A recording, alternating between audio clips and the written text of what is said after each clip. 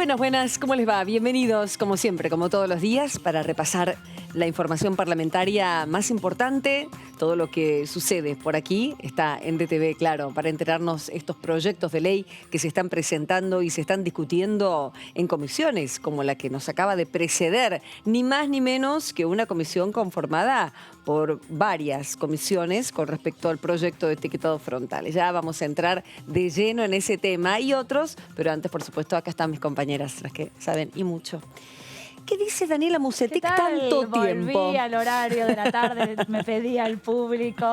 Bueno, se están reacomodando, estamos empezando el año legislativo, así que las rutinas vuelven a acomodarse un poco y con mucho trabajo desde esta semana ya en el Congreso. Bueno, muy bien, muy bien. Quien estuvo más que atenta a todo lo que se acaba de hablar en comisiones es Amanda Alba. ¿Todo bien? Muy bien. ¿Qué te llamó la atención especialmente de todo, de la comisión en general? Bueno, en general me parece que este plenario dejó bien en claro que hay un acuerdo generalizado para acompañar el proyecto de etiquetado frontal, que hay algunas reservas de la industria principalmente, pero que en general todos los productores y también quienes representan las organizaciones internacionales de salud están muy de acuerdo con avanzar en el proyecto tal cual como vino de la Cámara de Senadores, así que es probable, si bien hay una reunión más, que no se incorporen muchas modificaciones, o en verdad es muy probable que se acompañe ya todo lo que se debatió en la Cámara de Senadores. Bien, importantísimo. Estoy abriendo los distintos sitios de las organizaciones no gubernamentales, muchas de las cuales que se hicieron presentes hoy en esta comisión, que vamos a repasar en los fundamentos, en lo principal de cada expositor, para que si vos te enganchaste tengas una idea cabal de lo que se habló hace momentos nada más. Los expositores, como decía Amanda, versan entre diferentes sectores sociales, pero por sobre todo los que están relacionados íntimamente con el consumo, con la nutrición y demás. En el caso de Sanar, ahí lo estoy justito abriendo, de qué manera esta ONG alerta cabalmente sobre lo que estamos consumiendo, ni más ni menos. En este caso habló Ignacio Porras, el director ejecutivo de esta ONG, hablando de regulaciones. Lo repasamos. La OPS, OMS y FAO propone para la regulación, para tratar de darle a las naciones herramientas para la reparación de los sistemas alimentarios, una serie de medidas. Dos de ellas, tanto publicidad como etiquetado frontal, están queriendo ser modificadas en este proyecto de ley que ya cuenta con media sanción. Actualmente la publicidad, y de acuerdo a un estudio de FIC, los niños están expuestos a 60 publicidades de comida chatarra semanales. De 9 de cada 10 son alimentos de baja calidad nutricional. 1 de cada 3 promete regalos. 1 de cada 4 promete o muestra personas o personajes famosos. Generalmente está centralizada la publicidad en postres lácteos, en comidas rápidas, en bebidas azucaradas y en snacks. Todos alimentos que desaconsejamos su consumo. Y todo esto en un contexto de un 41.1% de sobrepeso y obesidad entre los 5 y 17 años. Y este es un punto importante porque también sé que están queriendo sacar la prohibición de sellos de aval. Los sellos de aval están engañando. Hay sellos de aval de la Fundación Favaloro en snacks. Hay sellos de la Fundación Favaloro en bebidas, que es la única bebida endulzada que contiene el único edulcorante contraindicado en hipertensión severa, que es la sacarina sódica. Bien, la Sociedad Argentina de Nutrición también avala de esta manera el consumo de golosinas. Incluso en su detalle declara que hasta 22 gramos cada 100 gramos de alimentos podría dar su sello de aval, el doble de lo que tiene una Coca-Cola. Es decir, Coca-Cola podría duplicar su concentración de azúcar y la Sociedad Argentina de Nutrición les estaría dando, si quieren, el sello de aval. ¿Por qué? Porque la ANMAT no regula los sellos de aval. Son acuerdos comerciales entre las industrias y entre las asociaciones. Bueno, allí lo hablaba claramente desde su punto de vista, incluso fue muy creativo en su presentación el director de la Red Sanal, que es una red de nutrición, Sociedad Argentina de Nutrición y Alimentos Reales, así lo pueden buscar, Sanar en Instagram, que justamente decía en los octógonos de su presentación, decía lo que a él le parecía y a la gente que trabaja con él acerca del comportamiento de ciertas industrias en relación con organismos que promueven la salud, tanto sea que lleven el nombre de algún médico o que sea una organización importante dedicada al corazón. Que en este caso, decís, bueno, claro, tiene el aval de la Sociedad Argentina de Pediatría de Nutrición. Tal Entonces cual. vos decís, bueno, sí, evidentemente deben tener unos estándares Esto que es merece. sano. Exacto, y ahí él mostraba unos octógonos negros que los hicieron de manera irónica, decía, exceso de injusticia, exceso de conflicto de intereses también. Pero exactamente, bueno, que es lo que pone en evidencia. A veces tenés tiempo de pararte frente a la góndola, a veces no tenés tanto tiempo. Entonces eso por ahí te distrae o te hace confiar en el producto. Por eso el proyecto de ley lo que busca principalmente es el rol del Estado, ¿no? ¿Cuál es el rol del Estado en el control y también en garantizar el derecho humano de todas las personas al conocimiento, a la información, al acceso de la información, y por eso se reclama un rol específico del Estado. La discusión es si se toman o no los estándares internacionales que establece la Organización Panamericana de la Salud, la Organización Mundial de la Salud y también el Foro de Alimentación Internacional, que es en definitiva quienes están hace muchos años estudiando el impacto que tiene la comercialización de productos ultraprocesados, que es el gran problema, ¿no? Porque también los productores que estuvieron ahí presentes plantearon, bueno, nosotros aportamos materia prima para hacer alimentos más saludables. Tal vez que necesitemos vender una banana o una manzana de manera más creativa, porque claramente todos los cañones del marketing están dirigidos hacia los niños, más que nada. Ahí, sobre las últimas exposiciones había uno de los expositores que hablaba que tampoco es bueno que un niño coma 10, 15 o 20 bananas por día. Si come unos 2, se lo vamos a agradecer. Hablaba de países, representaba una organización de América Latina y el Caribe. De marcas. Que decía Esa que era la otra parte. Que tenía que ver con las asociaciones que defienden a las marcas. Bueno, por supuesto, cada cual tiene su lugar en el Congreso. Son reuniones informativas donde cada uno va a plantear su interés, por supuesto. Y también nos enteramos, porque hoy fue un día realmente muy revelador en cuanto a este tema. Decíamos con las chicas que es un debate muy interesante, que son elementos con los cuales uno convive todo el tiempo, todos los días como consumidor, y no presta la debida atención o no conoce el detrás de los especialistas en marketing que nos quieren vender. Básicamente estamos en un mundo capitalista donde el principal valor es que uno pueda consumir, o cuando vi un documental hace poco de redes sociales que directamente uno es el objeto de consumo, ¿no?, de estas empresas. Pero bueno, no nos vayamos tanto, volvamos a la comisión, volvamos al director de Sanar, Ignacio Porras, porque en esta partecita cuenta de qué manera un mismo producto se muestra de diferentes maneras en su etiquetado según el país a donde va, pero el país de origen, Argentina. A ver. Y este es un caso que llama la atención y que considero que es importante que escuchen. Porque ya que hablan de evidencia científica, pero no declaran conflictos de interés, me parece importante en el caso de Arcor evaluar que se promete que una porción justa no es dañina para la salud cuando no hay evidencia científica que lo sustente. A la vez, el mismo producto que sí se exporta a Chile y que sin problema puede tener 3 sellos negros, acá tiene un sello verde que dice tu porción justa. Y en plena pandemia pueden ver a la derecha de la pantalla cómo una actividad en una escuela primaria de la provincia de Córdoba, de una escuela estatal, se recibió esta actividad como parte del aprendizaje en la educación, con publicidad encubierta.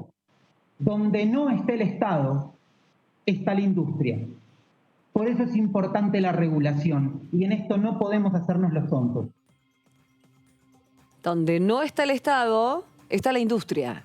El lugar se ocupa, claro, se trata de vender a toda costa, porque si no hay regulación o un ojo atento a cómo se está vendiendo, a si es engañoso o no lo que se está diciendo, bueno, vale todo. En definitiva, es interesante cómo los genios de los marketing y de la publicidad toman esa frase, tu porción justa, con el fondo verde como un sello, como si fuera una recomendación de extra a la marca, pero no, es parte de la marca, aunque el envase sea, el packaging sea marrón y la etiqueta por eso es engañosa. Interesante lo de este hombre, con Ignacio Porras, director ejecutivo de Sanar, y es muy interesante ver cómo se van metiendo. ¿Algo para comentar? Que ya tenemos a una Dipu.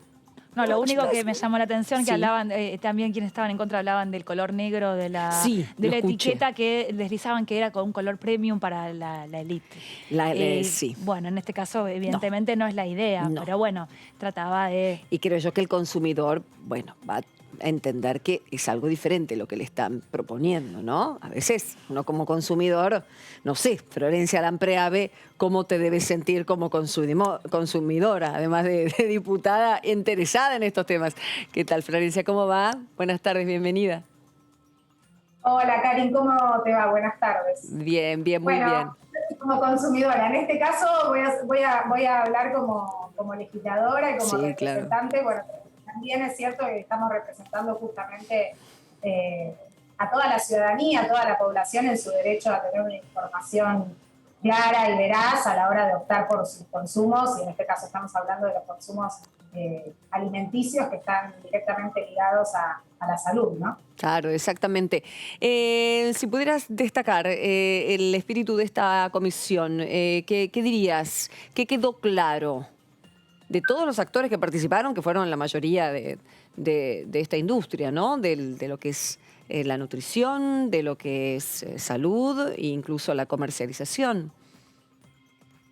Sí, yo creo que, digamos, el saldo de las distintas exposiciones, digo, sin perjuicio de algunas de los recaudos, digamos, atendibles que pueden venir por parte de la industria alimenticia, me parece que lo que queda claro es que si tomamos este proyecto de ley, esta ley de etiquetado frontal de alimentos desde el enfoque vinculado a la salud, a los derechos de la ciudadanía, sobre todo también a cuidar los derechos de los niños, niñas y adolescentes, y de la población en general, y vinculados a los derechos de los consumidores y consumidoras en general, me parece que el enfoque desde la salud, desde estos derechos, es un saldo a favor de la implementación de este proyecto de ley, y diría de la media sanción como ha venido del Senado, porque digo, habrán escuchado ustedes que bueno, hay algunas discusiones en torno al perfil de nutrientes, que esto suena algo técnico, pero básicamente el perfil de nutrientes de lo que habla es del estándar, es decir, del parámetro que mide, o el criterio sobre el cual se mide cuando un producto contiene un exceso o no de estos nutrientes críticos que van a figurar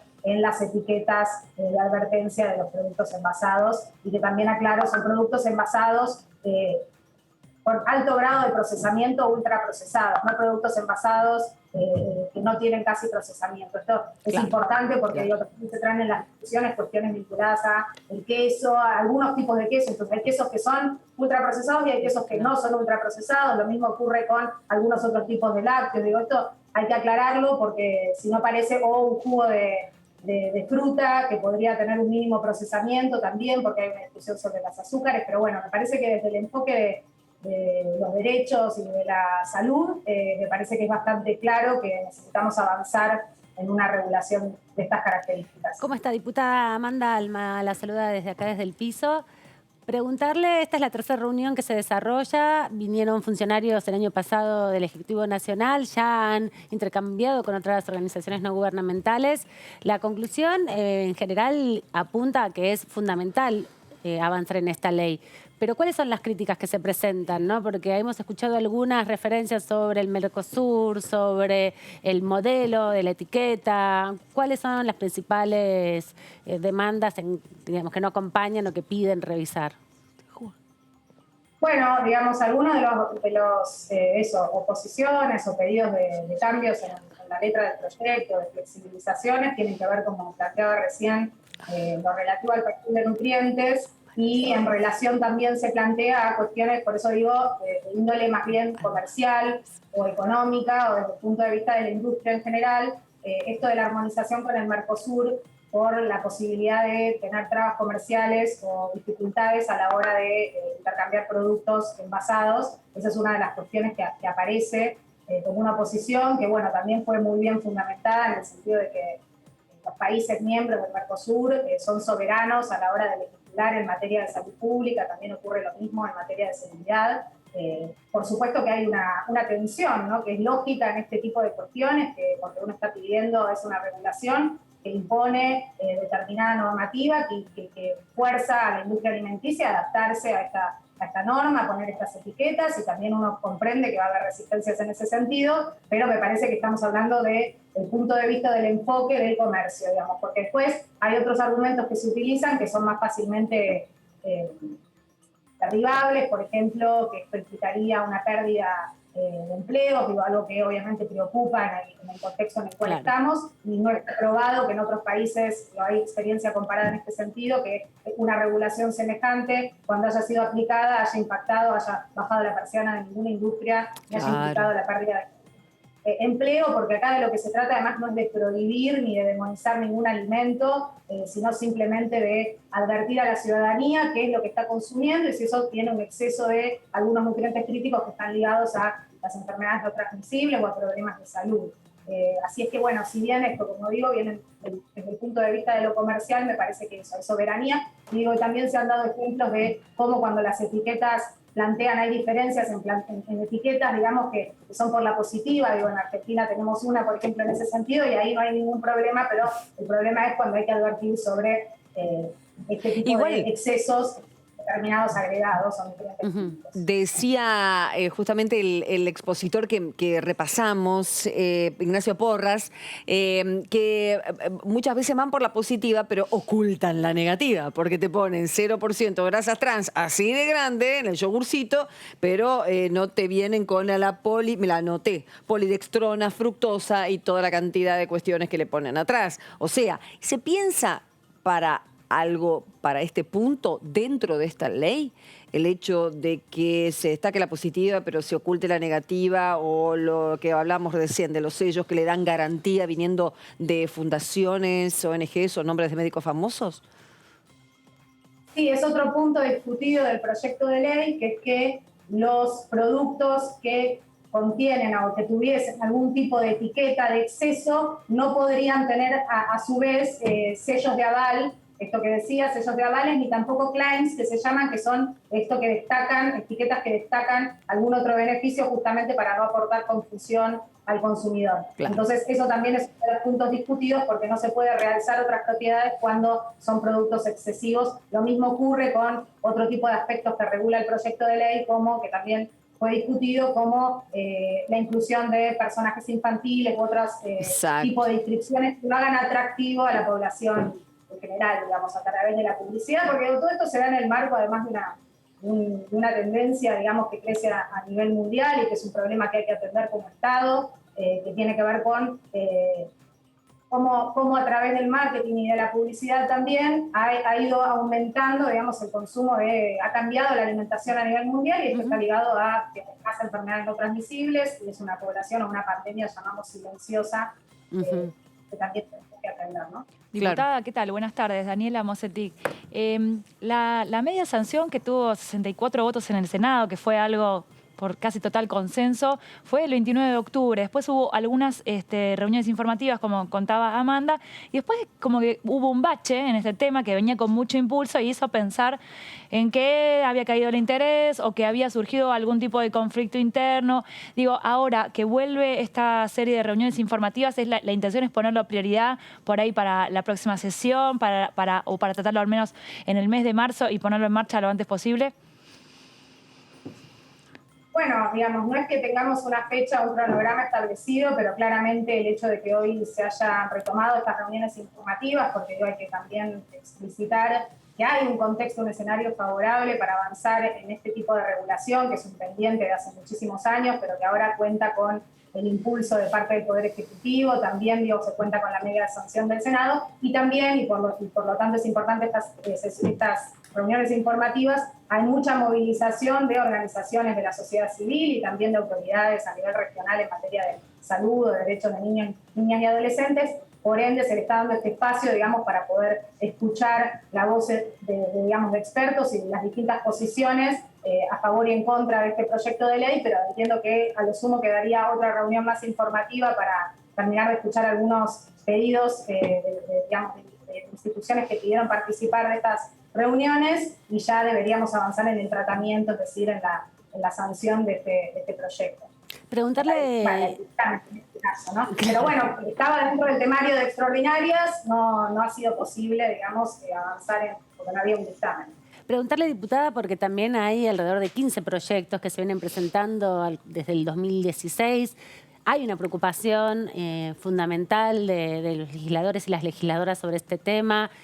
¿Cómo es también un poco la legislación comparada, ¿no? Porque también mucho se habló de que una misma empresa etiqueta de manera diferente según donde lo comercializa y las leyes de cada lugar, sin duda, pero también las críticas con respecto al color, la forma, el tamaño. ¿Cuál es el debate en torno a eso, si nos los aclara para la audiencia? Bueno, el proyecto de ley que obtuvo la media sanción y estamos defendiendo propone un sistema de etiquetado que es de advertencias. Hay otros sistemas de etiquetado que se llaman de Nutri-Score o de escala nutricional. En este caso es el sistema de advertencia que explicita cuando hay exceso de determinados nutrientes críticos a través de un diseño particular que son los octógonos negros. En el inicio ustedes mencionaban por qué planteamos esta propuesta, porque bueno, hay estudios estadísticos que demuestran que es lo más claro y transparente para los y las consumidoras, inclusive estudios del propio Ministerio de Salud de la Nación. Este tipo de sistema de etiquetado ya ha sido implementado, digamos, en Chile hay una experiencia para tener en cuenta, también tenemos la experiencia más reciente de México. En ese sentido sí hay una distinción y una diferencia, por eso se hablaba de lo de la armonización en el Mercosur respecto del perfil de nutrientes. Vuelvo a enfatizar esto, que es con qué parámetro un producto tiene o no el sello de advertencia. En ese sentido hay muchos países que toman un perfil de nutrientes que tiene que ver con la cantidad, con los gramos de estos nutrientes críticos, y el que hoy propone la Organización Panamericana de la Salud, es decir, la Organización Mundial de la Salud para la región, es el porcentaje de este nutriente respecto a las calorías del producto en cuestión. Claro. Y este estándar, el único país que lo ha tomado, porque es el que más recientemente toma la experiencia, es México. Por eso se planteaban estas diferencias, pero bueno, también se defendió, digamos, fuertemente por qué era necesario, básicamente porque en función de la experiencia comparada y de los avances y de cómo avanza esta problemática, por qué vamos a tomar un estándar anterior o menos antiguo o menos efectivo cuando tenemos un estándar que ha sido, digamos eso, trabajado por científicos libres de conflicto de interés a nivel internacional, que han planteado que es el mejor a los fines de lo que estamos legislando, que es preservar la salud pública. Bueno, tenemos otra diputada que está esperando, Florencia, pero si no, y no va a faltar la oportunidad de hablar de los proyectos, sobre todo con el de Paula Penaca, que tanta atención le dimos en su momento, tanta bolilla, va a decir, porque sí, claro, porque se trata de proteger a gente vulnerable y en el caso del proyecto que estoy hablando es reconocimiento y aportar valor al trabajo de cuidador no remunerado de las comunidades y bueno, hay mucho laburo de campo ahí que ustedes han hecho y sería fantástico volver a ponerlo en difusión, así toma vuelo de vuelta. Bueno, otro de los grandes temas vinculados a este contexto que estamos viviendo, claro, y también un pendiente. Muchas gracias. De nada, Florencia, que sigas muy bien. Gracias, diputada.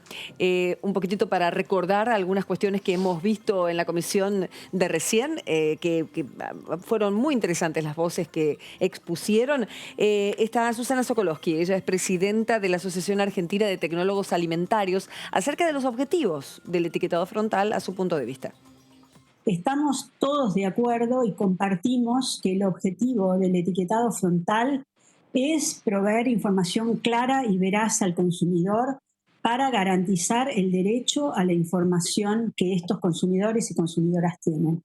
Y además que el objetivo del etiquetado frontal debe estimular a la industria productora de alimentos y bebidas a reformular con reducción de sodio, de azúcares, de grasas saturadas por sustitución por grasas más saludables, acompañado de aumento de fibras, aumento de proteínas.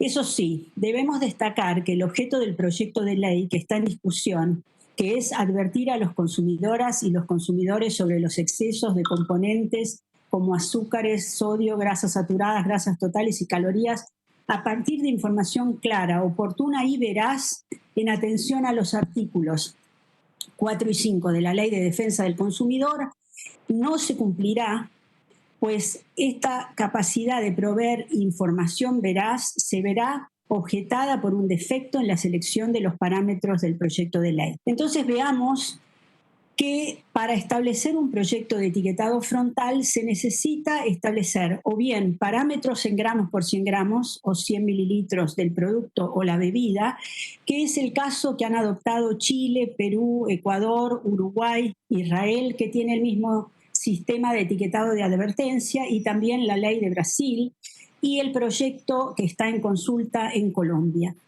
Y que, por otro lado, puede adoptarse el perfil de nutrientes de la Organización Panamericana de la Salud, que es el caso de México. Bien, estaba prestando atención en la comisión, varias comisiones que todos los diputados tienen para presentarlos oportunamente y como corresponde. La diputada Gabriela Lena está en Comercio, claro, secretaria de Comercio, y de otras comisiones que oportunamente las vamos a mencionar. ¿Qué tal, diputada? ¿Cómo va? Hola, ¿cómo estás? ¿Cómo están ustedes? Ahí te veo. Y de la orquídea pasamos a las rosas, veo. Y sí, no es época de plantas de orquídeas ahora florecidas. ¿Viste? Porque acá tenemos una amante también de la jardinería, Amanda, que me dice, es la diputada de las orquídeas. Claro, te imaginas que son 257, de los cuales me gustaría que salieran más de los que salen todavía, que son una lista enorme, pero así identificamos. Bueno, Gabriela, has estado presente en la comisión, estamos repasándola, son temas muy interesantes, son temas que nos tocan a todos, son temas estrictamente relacionados con la salud, porque el espíritu de esta ley es eso, básicamente. ¿Cómo lo describirías vos, el proyecto? La verdad que a mí el proyecto me interesa, me gusta, sobre todo porque tiene que ver mucho con enseñarnos a alimentarnos, y más que nada en la alimentación de nuestros niños y en los alimentos que encuentran ellos de una manera mucho más sencilla cuando van al colegio, cuando van a un kiosco y demás, y que aprendan realmente qué alimentos les puede servir y cuáles les va a hacer mal en esa ingesta continua de determinados alimentos. Obviamente que siempre, como toda ley, tiene algunas cosas de las que hemos estado escuchando ahora, donde se tocan intereses, donde quizás cuestiones que se pueden mejorar o reglamentar quizás de una manera diferente o distinta para lograr que esto sea mejor. Pero me parece que es un gran avance, lo tomo así como un gran avance. Obviamente que cuando uno ve que hay algunos alimentos que van a tener etiquetas negras y que quizás no son malos, como un yogur, por ejemplo, que era uno de los ejemplos que daban, quizás en la regulación, en el decreto regulatorio se puede mejorar, cosa de que se pueda también mejorar la ley. Porque ya si la tocamos vuelve al Senado, claro. Se pone un poco más complejo, porque además es una ley que hace mucho que está dando vueltas, es una ley que hace mucho se la está estudiando, y realmente creo que es necesaria no solo la ley, creo que esto tiene que ir acompañado y lo hemos hablado también, de una fuerte campaña publicitaria y una fuerte campaña sobre todo de educación a las escuelas respecto a la manera en que debemos alimentarnos de una forma más saludable. Pero el tiempo se hace cada vez más difícil, más corto, y cada vez comemos más alimentos que nos vienen envasados porque son más rápidos, que creo que en estas cosas tenemos que tener muchísimo cuidado, sobre todo con nuestros niños. Yo la verdad que vengo de un lugar donde nuestra economía regional es la citricultura, ¿no? Y muchas veces lo hablamos con la gente que está en la citricultura, que si nosotros pudiésemos conseguir que una mandarina la vendan sin cáscara o pelada en las góndolas del supermercado, creo que se vendería más. Mirá. Porque tiene que ver con esta cuestión del tiempo, ¿no? Y de cómo simplificamos la alimentación. Yo recién lo mencioné, acá habría que poner mayor creatividad en la venta de una banana, de una manzana, de frutas. Y ahora vos decís esto, que no es poca cosa. Y sobre todo yo recuerdo cuando era chica, bueno, ahora ya no, porque pasó mucho tiempo.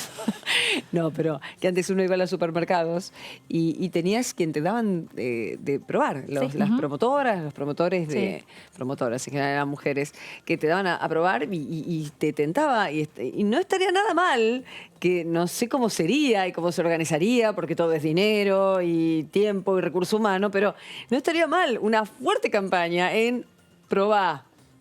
¿Te gusta? Te lo llevas. ¿Cuántas veces uno lo ve por la vista, nomás que la fruta está buena? Y tal vez no está buena a la vista y es riquísimo. ¿Hay que comer más mandarina, Gabriela, estás diciendo? Por supuesto. Aparte fuente de vitamina C. Y se inunda todo el ambiente. Y si la dan pelada, después no quedás con olor en la mano. Así que sería... No importa, es un olor rico. Es un rico perfume, es un perfume natural. Diputada, hay una preocupación importante que tiene que ver con la infancia, ¿no? 30,6% de los niños y las niñas de la Argentina tienen algún trastorno alimenticio que puede tener que ver con la obesidad, pero también con la diabetes. Y esta es una de las grandes preocupaciones. La discusión en torno a el rol de la publicidad, ¿no? Es uno de los ejes de este proyecto, no solamente la publicidad audiovisual, sino también esa publicidad que está dentro de los paquetes, esos personajes que aparecen impresos en los paquetes. ¿Cómo han analizado la discusión en torno a eso? Porque todavía hay resistencias de quienes defienden y desarrollan la industria del marketing, principalmente las profesiones que impulsan la comercialización de productos. La verdad que yo creo que a todas las profesiones siempre hay que darle una vueltita de tuerca para tratar de llegar a mejorar la calidad de vida de los argentinos y en este caso, por sobre todas las cosas, de nuestros niños, que son a veces los que tienen más a mano algunos alimentos sin conocerlos. Todas las publicidades, nos tenemos que... Creo que en esto es un compromiso y es un compromiso que también deben tener quienes hacen marketing y hacen publicidad y hacen campañas para lograr que la publicidad no sea engañosa, pero no solamente que no sea engañosa, sino que nos enseñe de qué manera alimentarnos mejor. Y en esto hablando sobre todo con nutricionistas conocidas, que a veces nos manifestan, ni nosotros sabemos qué tienen determinados alimentos, claro, porque a veces el papel de lo que viene embolsado no es claro. Entonces, en todas estas cosas, si para una persona que ha estudiado esta profesión le es difícil a veces determinar si un alimento puede servir o no para determinadas, o si tenés determinadas patologías, imagínate lo que es para una persona que no lo ha estudiado y que mira y lee y te parece que está bueno porque es verde, porque entonces esto es light, claro, y por eso pensamos que está bien, y que es saludable, o porque tiene semillas, o porque cosas así. Sí, tal cual. O tiene pinta de que es más natural. Termina siendo engañoso, ¿no? Porque tiene un exceso de azúcar, un exceso de sodio. Y si uno tiene presión o tiene otras enfermedades, esto que aparenta ser saludable, que no diga que no lo sea, pero a lo mejor no para la persona que esté intentando un alimento diferente, ¿no? Diputada, una de las reacciones en contra surge a veces desde las provincias que por ahí producen azúcar. En el Senado, Tucumán fue la que estableció el rechazo más fuerte, con el voto en contra de los senadores de la provincia, y se habla, de que puede impactar en el empleo, en la industria, que puede caer el consumo de cierto tipo de productos que llevan este octógono negro. ¿Hay posibilidad de que este proyecto se combine, se complemente como para dar una ayuda con biocombustibles? Porque se estuvo hablando en el Congreso de que eran proyectos que podían ir como complementarios. Le sacamos por un lado a las provincias azucareras y por ahí le damos un alivio. ¿Hay algún avance o se habló sobre algo de esto? Y es lo que están pidiendo, es lo que se está pidiendo, lo están pidiendo muchos diputados, que se trate la ley de biocombustible y sobre todo lo están pidiendo los representantes de Tucumán y me parece que tiene que ir, no sé si en paralelo, pero es además una ley que, otra de las leyes que yo creo que son necesarias, ¿no? Quizás hoy a los biocombustibles habría que agregarle algunas otras cosas más, porque nos hemos quedado un poco en... hemos ido avanzando también en materia energética, pero realmente es una ley para tratar y creo que esto quizás también le da un poco de respiro a las provincias productoras de caña de azúcar, que en realidad no es que el azúcar esté mal, porque por ahí hacemos de cada alimento un demonio, ¿no? No es que el azúcar esté mal, No, o sea, claro. está bueno cuando uno lo ingiere en un término justo. Exactamente, todo con un equilibrio. Equilibrio. Complicado en la vida encontrarlo, pero está muy bien ir en búsqueda o al menos entender que podemos lograrlo en ciertas cosas. Me puse filosófica. ¿Qué espera para el 1 de marzo, diputada, el comienzo de las sesiones ordinarias? ¿Qué expectativas tiene sobre esa sesión especial? Bueno, en realidad estamos esperando cómo va a ser la sesión. Nosotros no tenemos el protocolo de funcionamiento aprobado, entonces no sabemos si vamos a tener esta asamblea de la manera en que a esto lo organiza el Senado, no diputados, que es quien invita a la asamblea. Sí. Entonces, hasta ahora, yo al menos, que no integro labor parlamentaria, no sabemos de qué manera va a ser la asamblea.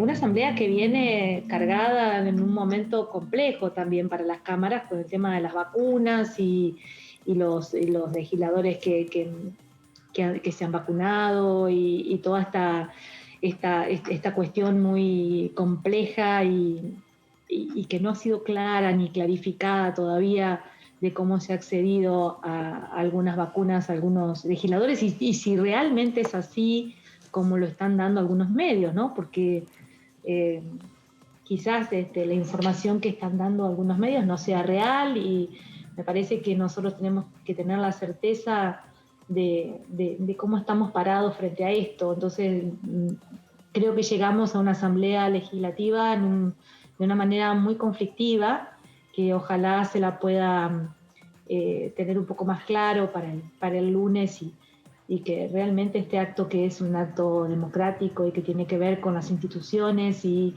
un acto importante para nuestra vida institucional, lo sea de esa manera. Han pedido la interpelación, acompañado de su firma junto con otros diputados del bloque, por la interpelación del jefe de gabinete, ¿verdad? Sí, pero además nosotros la verdad que queremos que nos den la certeza y nos den las listas de quiénes son los que se han vacunado de manera irregular, salteando pasos de espera, porque la verdad que nosotros en la Cámara hemos sancionado a un diputado por una cuestión obscena y cuando vemos esto, creo que el haber salteado el plan de vacunación que tenía establecido cada provincia y también el Estado Nacional, a veces es quizás peor que una cuestión obscena, porque hay muchas personas que murieron esperando la vacuna. Y en estas cosas creo que no podemos no decir nada. Bien. Diputada, estamos entrando ya con el arranque de las sesiones ordinarias, también arranca un año electoral que va a tener componente electoral al menos hasta agosto. Digo, Juntos por el Cambio, la UCR, ¿qué cree que es prioritario al menos tratar en el primer semestre? ¿Por dónde van los temas que quieren tratar ustedes? Nosotros creemos que hay que tratar temas que tengan que ver con el control y con las instituciones. Obviamente que hay que poner frenos a algunos avances que ha querido hacer sobre todo el Senado respecto al manejo de la justicia. y que en este caso la justicia tiene que mantener y resguardar su imparcialidad y ser totalmente independiente de cualquier poder político, cualquiera sea quien esté.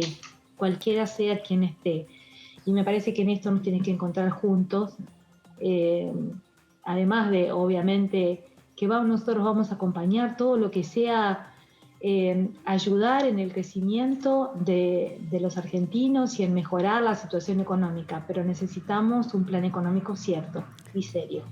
Diputada, y en ese sentido se refiere sin duda a la reforma del Foro Federal con asiento en la Ciudad de Buenos Aires. ¿Están analizando propuestas desde Juntos por el Cambio, desde el radicalismo, para mejorar el sistema de justicia? Porque la realidad es que las encuestas han demostrado que la opinión pública rechaza cómo funciona hoy el sistema judicial. Ha habido situaciones en los últimos tiempos de la justicia federal, que es la que ustedes también les compete en definitiva, ¿no? que es la que pueden legislar con respecto a situaciones que no son claras y acciones, ¿no? y formas de llevar adelante la investigación que hace falta revisar. ¿Creen que se puede llegar a un acuerdo entre los distintos sectores de oficialismo y oposición para mejorar el sistema de justicia, que implica nada más y nada menos que cuestiones vinculadas a trata, narcotráfico, donde sectores populares se ven afectados por la manera en que se persigue la justicia? Nosotros consideramos que la reforma de la justicia ya se dio en el nuevo Código de Procedimientos, que está aplicándose de una manera a prueba en las provincias de Jujuy y Salta. Con la reforma del Código. En la reforma del Código del Procedimiento, creo que ahí está la mejor reforma que se puede hacer de la justicia y de cambiar el sistema, de cambiar el sistema acusatorio. Creo que esto es lo que nosotros realmente en las provincias que se lo tiene, se ha mejorado el acceso sobre todo a la justicia y no necesitamos la creación de tantos cargos que no van a servir, y en muchos lugares donde realmente se han creado cargos para estas cuestiones que tienen que ver con fuero federal, que es contrabando, corrupción, trata, y en realidad no hay ningún juzgado ordinario donde está lo que muchas veces al ciudadano común le pasa, ¿sí? El robo, el hurto, los delitos comunes que tienen que ver con la justicia ordinaria y no con la justicia federal. Pero, por ejemplo, con respecto al rol de la procuración, la ley de procuración hoy establece una manera de elección del procurador o la procuradora, unos tiempo que es ilimitado, como también el proceso de la designación de un juez. Ha habido en la Cámara de Diputados, impulsados por distintos bloques que no son el oficialista, justamente proyectos para mejorar la manera en que se designa a la persona que ocupa el puesto de procurador, y tampoco hay ahí un espacio donde avanzar y tenemos una situación por lo menos irregular, que es un procurador interino, ¿no? Que no ha sido designado con los procesos que marca la Constitución. Hay que nombrarlo de acuerdo a los procesos que marca la Constitución, por eso lo tenemos y para eso tenemos una Constitución y tenemos las leyes que nos están hoy rigiendo. O sea, saltar pasos y no está bueno, no nos hace bien. Bien, gracias, diputada. Ha sido usted muy amable por su tiempo. No, gracias a ustedes. Un placer. Hasta luego. Como siempre. Chau, Entre Ríos. Hasta luego. ¿Qué me decías, Gustavo? ¿Algo en especial? Mi productor acá, que lo tengo es atento. En un ratito nada más. Bueno, interesante, por supuesto, cada vez que conectamos con los diputados, muchas veces o vamos de lleno con el tema que nos ocupa, en este caso etiquetado, por haberse celebrado la comisión hoy, el plenario de comisiones, porque hubo 4, ¿verdad, sí, chicas? ¿O 5 comisiones? No, cuatro comisiones. Está Legislación General, sí, la de Cecilia Moró, está Salud, de Pablo Yedlin, Defensa del Consumidor e Industria también. Claro, Todas las aristas que están metidas en el consumo, en la salud, en la defensa del consumidor también. Está muy bien. Y como decíamos, estuvieron presentes distintos expositores que tienen que ver con distintos sectores que ocupan la industria alimenticia, tanto sea la cuestión propiamente de salud, con licenciados en nutrición, con organizaciones no gubernamentales que se dedican justamente a alertar sobre distintos abusos que pueden suceder en las empresas, además de el sector industrial, el sector frutihortícola también estuvo presente. Y bueno, entre todos estos representantes, como decíamos, hubo el de la carne, ¿sí? Representante de la Unión de la Industria Cárnica Argentina, Mabel Buco, en la comisión de hoy, que decía lo siguiente. ¿Qué es lo que nosotros desde la industria estamos proponiendo? En principio, coincidimos con que los nutrientes críticos seleccionados para los etiquetados sean el sodio, las grasas saturadas, los azúcares totales, como así también, obviamente, el exceso de calorías, esto también coincidiendo con los países de la región. Con respecto a la imagen que se seleccione desde la Cámara, no tenemos oposición con respecto al octógono o cualquier otra imagen que se defina, mientras que sea una imagen clara para el consumidor y en especial nosotros tenemos un interés en que sea armónico con la región, así bueno, de paso no tenemos trabas en la comercialización, no tenemos costo de packaging para poder concordar con las normativas de los países que vayamos a exportar. Pero también algo muy importante para nuestra industria es que se acompañe a todo este proyecto con la incorporación en el Código Alimentario Argentino, herramientas para que nos puedan ayudar a reformular los productos, para poder adaptar nuestros productos a estas nuevas exigencias. Y también algo que nos interesa también muchísimo, porque bueno, uno está en una industria grande, pero para que los controles sean generalizados a todo tipo de industrias procesadoras, y con respecto a las metodologías de análisis que se vayan a utilizar, que sean metodologías estandarizadas. Nosotros siempre bueno, trabajamos con laboratorios oficiales de SENASA o especializado en Inticarne, pero podría ser cualquier otro que pueda proponernos una armonización con respecto al análisis de estos excesos. Y algo muy importante para nosotros es si es posible que estas etapas de implementación sean escalonadas para que bueno, la industria y especialmente las pymes se puedan llegar a adaptar mejor a la normativa. Bien, así como ella se hizo presente, también funcionarios de algunas provincias que tuvieron su momento también para hablar, como en el caso de Tucumán, donde Gabriela Marcelo, directora de Alimentos del Ministerio de Desarrollo Productivo, también pudieron participar de esta reunión. La escuchamos. Como provincia, con una de las actividades productivas más relevantes de las economías regionales, nos preocupa y nos ocupa el tema del etiquetado frontal y creemos que tiene que tener un abordaje no solo a nivel sanitario, sino también a nivel productivo.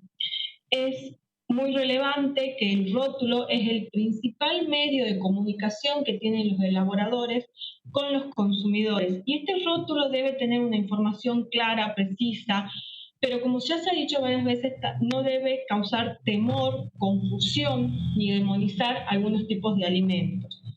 Por esto es que es importante, muy importante diría, educar para velar por una alimentación saludable, puesto que todos los alimentos pueden formar parte de una dieta siempre que las cantidades y la frecuencia de ingesta de ese alimento garanticen que hay un equilibrio. En cuanto al criterio para definir los umbrales, hoy el proyecto de ley dice explícitamente que se debe cumplir con los perfiles de OPS. Nosotros consideramos que es importante que los límites o los umbrales para poder definir a los alimentos deben estar hechos con el criterio del Ministerio de Salud de la Nación. Se debe de evaluar cuáles son los criterios adecuados para nuestra población, sí considerando lo que dicen las guías alimentarias y lo que digan otras recomendaciones, como por ejemplo los perfiles de OPS. Pero no podemos dejar nuestra legislación sujeta a lo que se modifique o se resuelva desde la Organización Panamericana para la Salud. En cuanto a los plazos de adecuación creemos que tienen que contemplarse plazos para distintos sectores que van a tener otros tiempos para poder adecuarse, como son los pequeños productores, los productores de agricultura familiar. Bien, ahí estaba la provincia de Tucumán y por supuesto la cuestión del azúcar, ahí clave, y por eso tuvo presencia esta provincia. Y hablaba de un objetivo en la producción, ¿no? En la relación, el abordaje debe ser productivo también, decían, ¿no? Y se destacaban los 3 elementos, el azúcar, el sodio también, todo tiene sal en lo que compramos, que está procesado, es rico porque tiene sal. Cuanto más rico incluso y más... lo dulce, incluso lo dulce tiene sal. Así que presten atención, hay que leer bien la cuestión. Y grasas saturadas es el tercer punto. Ya vamos a volver sobre este proyecto de etiquetado frontal, pero hay otro proyecto muy importante que desde su presentación y desde el aval que por supuesto le da el Poder Ejecutivo para ser tratado en sesiones extraordinarias, que no va a poder ser porque ya se nos termina el plazo, pero que sí tendrá prioridad por una cuestión de fechas, es el proyecto de ganancias. El proyecto presenta el presidente de la Cámara Baja en conjunto con otros firmantes. Y estuvo reunido con los gremios porque... Con los diputados con conexiones gremiales. Los dipus sindicales. Ahí son 12, hubo 11 que estuvieron de manera presencial, una de las diputadas estuvo de manera remota, ahí lo vemos a Facundo Moyano, y bueno, esta que también Cristina Álvarez Rodríguez, Walter Correa, Vanessa Siley de los Hugo judiciales. Yasky es el que está de espalda. Exacto, ahí Hugo Yasky escuchando a Sergio Massa. A ver, un proyecto original de Sergio Massa presentado el 8 de febrero, que causó mucho revuelo, y conforme al revuelo que se armó, bueno, ahora todos quieren, ya que va a salir un proyecto, porque la verdad que hay consenso, bueno, si hay consenso tratemos de incorporarlo, mejorarlo y agregarle lo más posible. Entonces ahí surge un texto que elaboró Facundo Moyano, que viene trabajando en 2017 también con Vanessa Siley, para, bueno, tratar de eximir del pago de ganancias a ciertas categorías como el aguinaldo, los viáticos, un montón de beneficios que por ahí vos te esforzás un poquito más de lo que es tu jornada laboral común y decís, bueno, pero me va a agarrar ganancia, entonces ¿qué hago? ¿Lo hago? ¿Me sirve? Bueno, si vos podés tener un beneficio, también tiene que ver con las horas sociales.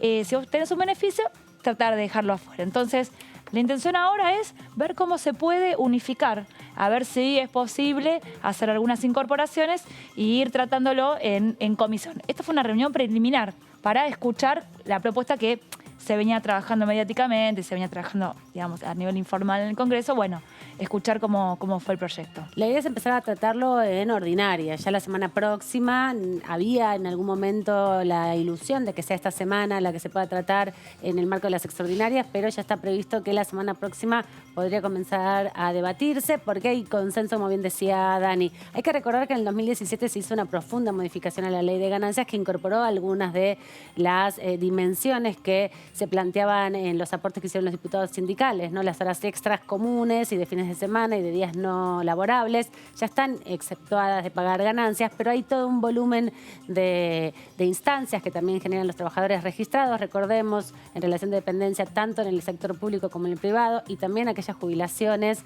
que superan 8 aportes mínimos son las que se verían alcanzadas con la elevación del piso de la cuarta categoría del mínimo no imponible, ¿no? Que es el volumen mínimo que uno tiene que cobrar para no empezar a tributar. En concreto, proponen eximir, lo que decía recién nuestra compañera, eximir de ganancias las horas extras, el plus por desarraigo, horas nocturnas, feriados, días no laborables trabajados, adicionales por productividad, adicionales por trabajos forzados, peligrosos o insalubres, indemnizaciones legales. Este fue un punto que me acuerdo que se ha siempre pedido. ¿Cómo puede ser que se paguen ganancias sobre una indemnización?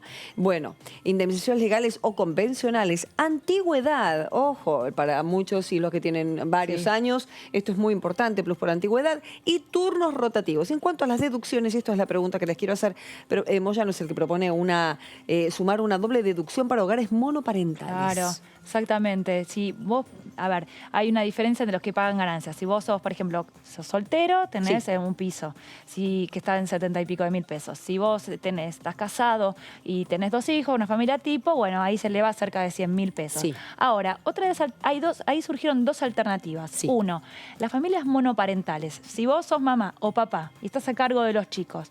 ¿Esto es que separado separados? No. No. Porque yo vivo en un hogar monoparental, dice uno, y el padre separado, yo también, dice el padre. No, ahí deduce uno, claro. Siempre es que uno... Siempre es uno de los salarios. Uno de los salarios. Correcto. Y lo que se dio también, que tiene que ver con modernizar un poco, es si soy concubino. A ver. Porque hasta ahora, si no tenías el papel del casamiento, no figurabas como cónyuge. Sí. Entonces, hoy en día, que ha avanzado mucho desde el registro civil, que hay alternativas de la unión civil, por ejemplo, bueno, en ese caso también lo podés deducir como tu concubino. Tu concubino. Esa es la palabra. Concubina. Exactamente. La palabra quedó vieja, ¿no? Quedó vieja. Pero bueno, es la forma también legal que se interpreta. La cuestión es conviviente, por ejemplo. Claro, podría ser. La cuestión tiene que ver con que el impuesto a las ganancias ya desde la década de los 90 establece algunos criterios para deducir, para que vos pagues menos y que te tome, digamos, el registro del Estado, no solamente la base de tu salario, sino a partir de estas deducciones.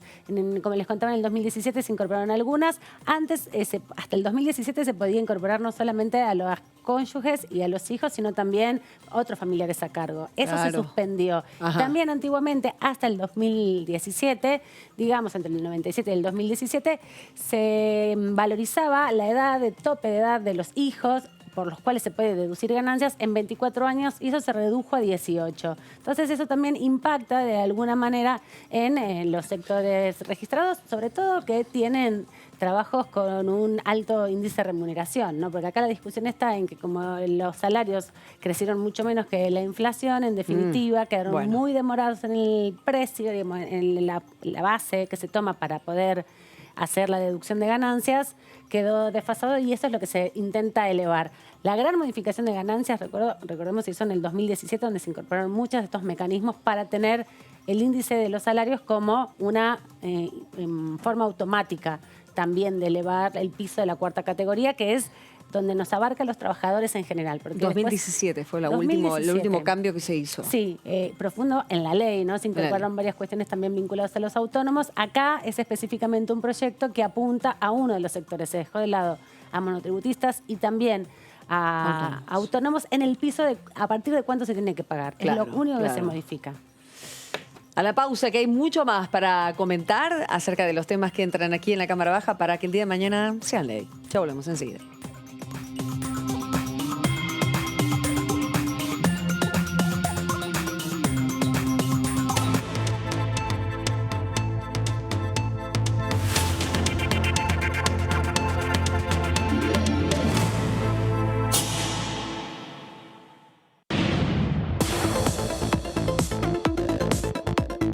La voz de los diputados. La voz de las diputadas. La voz de la oposición. La voz de los que quieren cambiar la realidad. La voz de los que quieren una Argentina mejor. Tu voz en el Congreso. DTV, el periodismo en el Congreso, de lunes a viernes.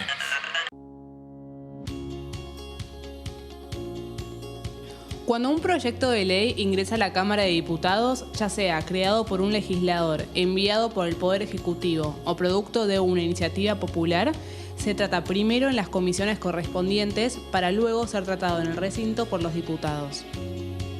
Las comisiones son el ámbito de análisis y debate sobre los proyectos de ley conformadas por legisladores de distintos bloques.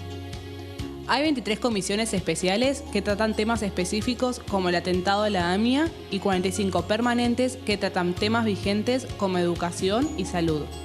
Un diputado puede formar parte de varias comisiones. Cada comisión se compone de un presidente, un vicepresidente y de 3 a 5 secretarios.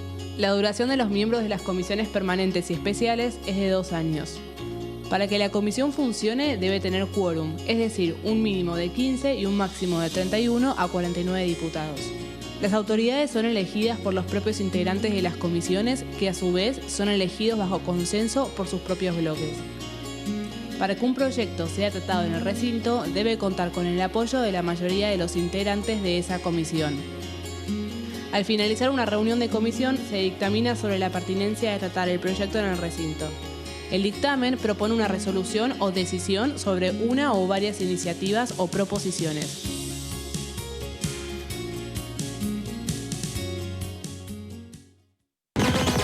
Toda la información parlamentaria la encontrás acá, en DTV.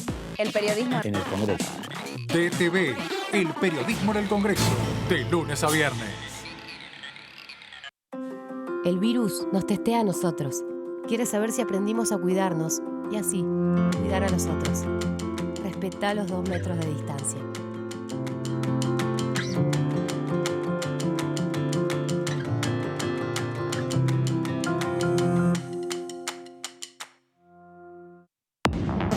Hola, ¿qué tal? ¿Cómo les va? Bienvenidos.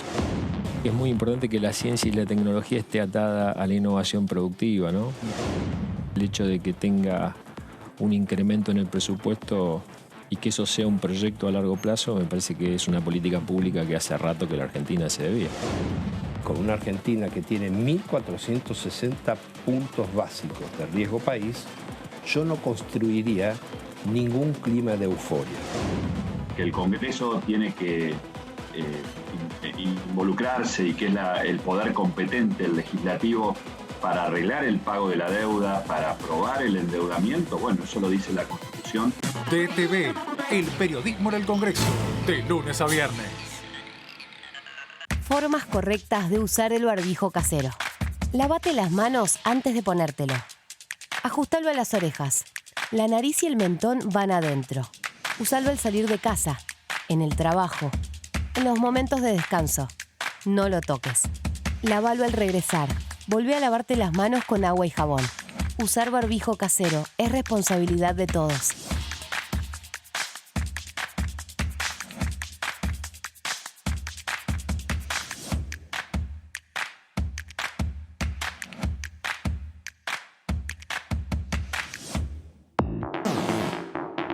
Toda la actividad parlamentaria de la Cámara de Diputados. En la Cámara de Diputados de la Nación, la información es mucha. La cobertura del tratamiento político de leyes.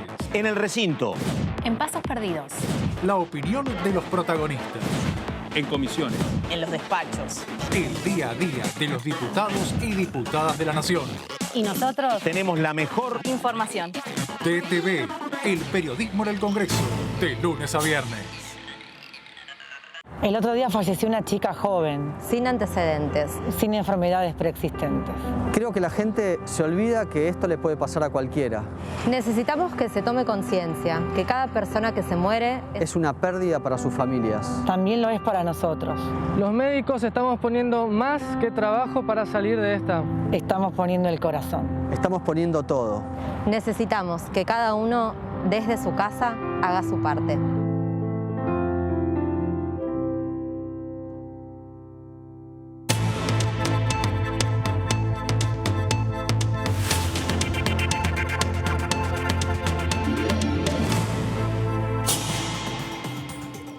Son 2 temas importantes los que están sobrevolando por estas horas la Cámara de Diputados, además de una lista de unos cuantos que quedaron pendientes para ser tratados en ordinarias, que eran inicialmente destinados a trabajarse en extraordinarias. No hemos llegado con el tiempo, pero sí los ánimos son muchos y sobre todo los relacionados con cuestiones impositivas, con cuestiones de la construcción. Te cuento un chismecito. Diga. A partir de las 18, Sergio Massa recibe a los jefes de los bloques para empezar a pensar lo del lunes que viene. Bien, el protocolo. Así que la Asamblea Legislativa también. Bien. Cómo va a ser la organización, cuántos invitados va a haber. ¿Cómo? Si hay que testearse. Si hay que testearse, que probablemente es una práctica que se viene haciendo en cada sesión o en cada reunión de comisión que hay que firmar el dictamen y es presencial. Así que con anticipación, hoy martes a las 18, Massa con los jefes de los bloques para ir preparando Seguramente va a haber un poco sobre el 1 de marzo, que recordemos la Asamblea Legislativa a partir de las 12 en el recinto de diputados, donde van a convivir diputados y senadores, y la conexión remota seguramente también, ahí porque no hay lugar para todos. Y empezar a pensar un poco el año legislativo también, porque hay inquietud sobre la modalidad, si es mixto, ahí va a empezar a charlarse lo que se viene. Lo principal, claro, porque se tienen que definir los lugares, porque van a estar en la Cámara de Diputados divididos con Senado presente en el día donde los tres poderes se unen, porque estará presente, y esto ya lo han confirmado, la Corte Suprema de Justicia, como así también todos los gobernadores por VPN, claro, porque no hay lugar físico por una cuestión de aislamiento para que todos estén presentes. No estarán presentes tampoco los invitados especiales, que eso yo el otro día preguntaba, bueno, ¿quiénes? Y de todos los sectores sociales. Sindicatos, todos organizaciones de derechos humanos, organizaciones sociales. No van a estar presentes ellos, no habrá invitados especiales, incluso leía las cuestiones de la prensa, chicas, únicamente para los acreditados. Vas a ver, en casa. Solo en casa, y claro, los demás medios, se imaginan, va a haber una transmisión que sea para todos por igual, porque lógicamente se transmite por cadena nacional, pero ustedes saben que nosotros estamos absolutamente abocados y es nuestro trabajo saber los entretelones, lo que hay detrás, lo que se dice, lo que no, todo está aquí en TTV, así que por supuesto los esperamos desde temprano, porque allí estaremos el primero con nuestra programación, incluso estrenando nuevo horario también para nuestro canal. Por lo tanto, como decíamos, dos temas son los que preocupan, los que venimos repasando, uno de ellos ganancias, claro, y esta decisión también de prestarle atención a los reclamos sindicales, como hizo hoy el presidente de la Cámara Baja reunido con ellos, y el otro tema, claro, etiquetado frontal. Hoy se celebró una comisión, un plenario de comisiones, donde desde la legislación general, pasando por salud, pasando por industria, consumidores, bueno, están todos representados los sectores sociales que intervienen en la confección de este proyecto de ley. Etiquetado frontal. Uno de estos expositores, Andrea Graciano, directora de la Federación Argentina de Licenciados en Nutrición, que decía lo siguiente. Van a escuchar argumentos a favor y van a escuchar argumentos en contra. Los argumentos en contra yo ya los tenía listados porque no solamente ya los hemos escuchado en senadores, sino que son los mismos argumentos que venimos escuchando quienes venimos siguiendo los procesos en toda la región de las Américas. Plantean que no hay evidencia científica y nosotros, de hecho, como federación pusimos a disposición de la Cámara más de 100 artículos y publicaciones libres de conflictos de interés que avalan cada uno de los puntos de este proyecto de ley. Cada uno de estos aspectos está estudiado, por ejemplo, la forma, que sea octogonal, que sea de color negro, que tenga un reborde blanco, que tenga la palabra exceso. Todo esto ha sido estudiado incluso en nuestro país. También las leyendas de cafeína y edulcorantes. Entonces, bueno, ¿cuál sería la evidencia en contra de esta que ya existe libre de conflictos de interés? Plantean que no hay que demonizar los alimentos. En realidad, el sistema de etiquetado planteado en este artículo lo que permite es informar al consumidor poniendo un foco especial en el problema que son los nutrientes críticos. Por eso, insisto, el sistema de perfil de nutrientes OPS ya explicita, digamos, qué productos no estarían sujetos y cuáles quedarían exceptuados. No es necesario avanzar por Mercosur, ni siquiera por CONAL. Cada país es soberano, puede avanzar soberanamente, brindar en garantizar derechos y, de hecho, si se avanzara por cualquiera de estas dos vías, por Mercosur o por CONAL, se estaría perdiendo la oportunidad de regular aspectos como publicidad, promoción y patrocinio y como los entornos escolares. No se puede reformular, plantean en realidad lo que hemos visto, digamos, primero que el objetivo no es la reformulación, pero lo que hemos visto es que al mes de implementada la norma en México, ya las empresas estaban relanzando productos libres de sello y de hecho a lo menos de 2 meses había algunas empresas que ya habían reformulado hasta el 80% de su cartera de productos para liberarse de los sellos. También se habla del impacto económico y la pérdida de empleo. Sabemos que eso no sucede, de hecho está documentado, está analizado el caso de Chile, donde muestra que ni los empleos ni los salarios se vieron afectados, no se afectan las economías regionales. Y la industria pide educación alimentaria, que en este proyecto de ley ya está contemplado. Está interesante lo que dice, claro, en cuanto a la modificación que pueda llegar a tener la industria con este proyecto de ley y los sectores involucrados, sobre todo generadores de azúcar.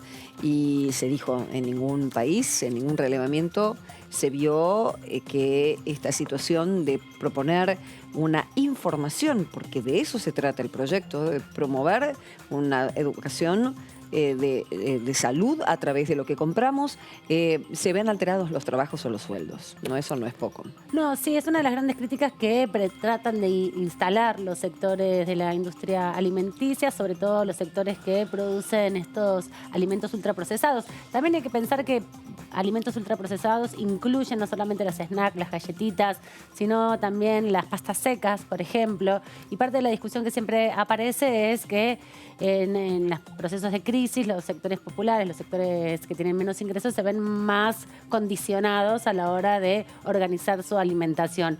Este proyecto que se impulsa en Argentina se está replicando en otros países. Colombia lo está discutiendo también, Brasil lo está discutiendo, Uruguay lo está discutiendo, en sintonía también con el debate en torno a la armonización con normas del Mercosur. Repasábamos en estos días que se están cumpliendo 30 años de la constitución del mercado común de Latinoamérica, el Mercosur, y por otro lado también Argentina es presidencia pro tempore. Por eso están los diputados y diputadas apuradas en aprobar el proyecto para poder también impulsar en ese sentido una articulación un poco más eficaz en el continente, en la región, para poder exportar con facilidad. Y ahí buscaba derribar algunos de los conceptos que digamos, que estaban en contra, diciendo no tiene nada que ver con lo del Mercosur, vamos a poder seguir vendiendo igual, no pasa nada. Pero si le hacemos etiqueta diferencial a Chile, que tiene los octógonos y nosotros no. Claro. Mira, si la industria no se va. Si no va a poder cambiar el packaging, exacto. También dice que está aprobado que diga exceso, que sean negras. O sea, también se apela hay experiencias como, hay países que se están trabajando, pero ya hay países que lo están poniendo en marcha, que Chile, México, y se toman un poco las experiencias. Bueno, esto está funcionando. Si funciona el octógono, ¿para qué vamos a poner otra forma? Si sirve a la vista, a cómo lo ves en la góndola, si sirve, bueno, está bien replicar. A veces no pasa nada si replicas algo que funciona bien. Escúchame, ¿qué hacemos los cumpleaños, no? Yo como chisitos.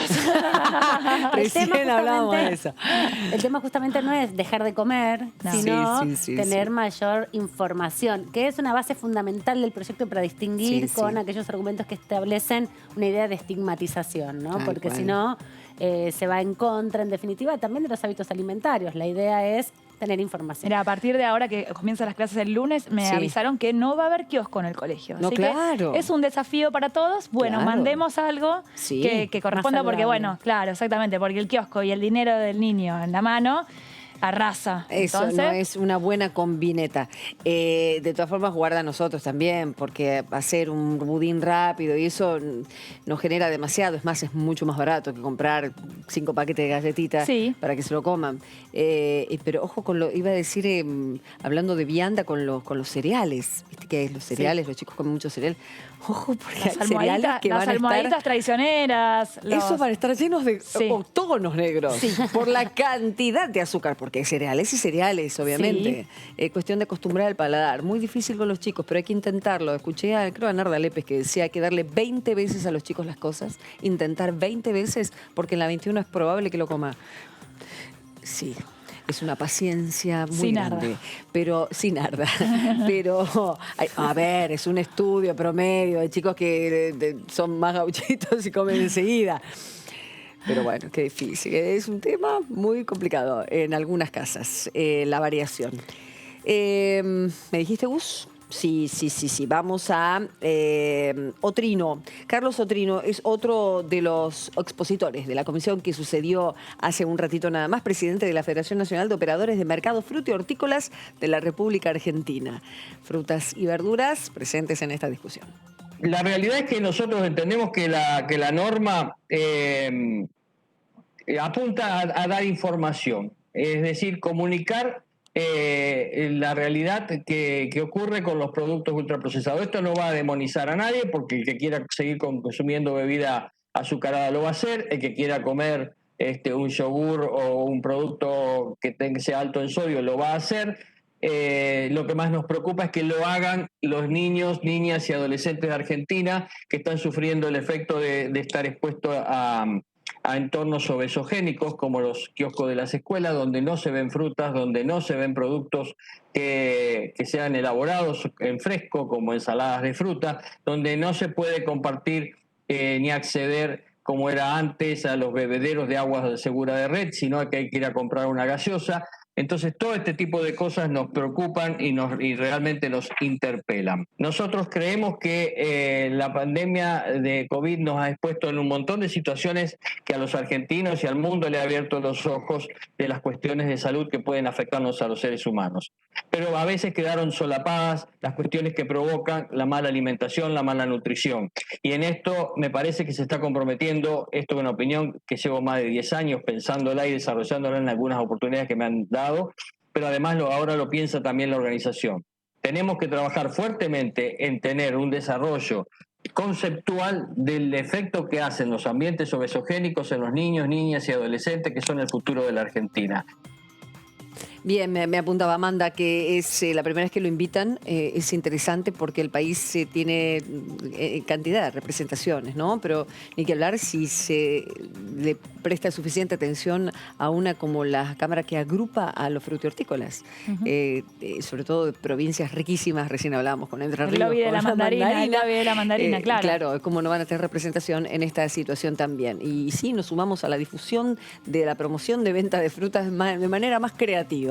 ¿Por qué no? ¿Quién te dice, no? Que la presentemos distinto. Es importante que la ley de góndolas también se armoniza con esta ley que se intenta aprobar porque busca promover la incorporación de productos regionales, ¿no? Lo que contaba justamente el expositor al inicio de su presentación en la comisión del día de hoy es que el 80% de la producción frutihortícola de la Argentina es de consumo interno, ¿no? Y la gran mayoría es para el mercado y el otro 30-25% que queda es de organizaciones y de compra directa con las organizaciones productoras. Así que hay un gran desarrollo y por eso también destacaba la importancia de su participación en este debate y en todos a partir de su iniciación, digamos, en su participación aquí en esta comisión. Bueno, excelente. ¿Y qué nos queda? Nada más ni nada menos que una representante de las Naciones Unidas, que también, claro, tuvo su momento para hablar en esta comisión. Su nombre, Elizabeth Kleiman, ella es responsable de proyectos de seguridad alimentaria y nutrición de la Organización Naciones Unidas para la Alimentación y Agricultura. Esto decía. Hicimos una primera práctica para hacer el relevamiento de cuánto los consumidores estaban familiarizados o entendían la información nutricional.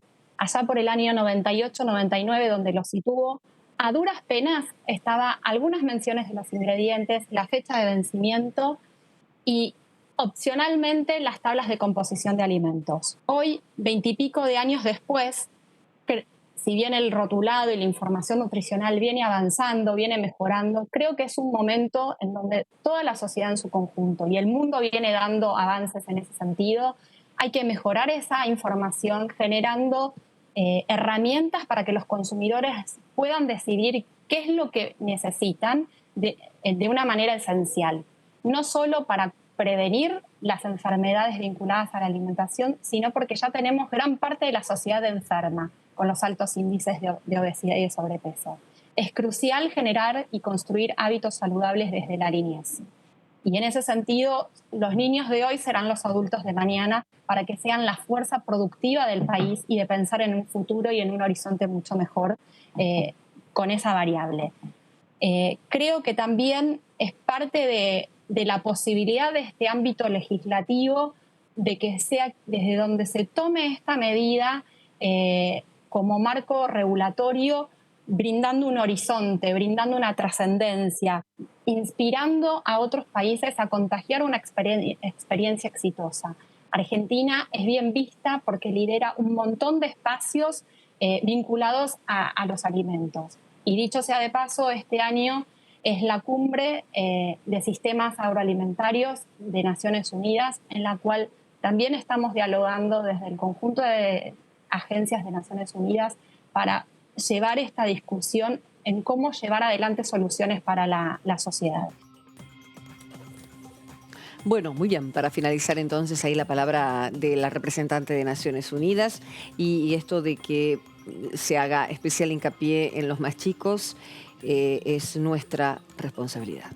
No se le puede pedir a un niño que elija un alimento porque va a ir a lo que le guste más, a lo que está acostumbrado a que le guste más, a lo que el cerebro interpreta como rico y dulce, sabroso, que muchas veces no es el gusto de una fruta o de un jugo natural.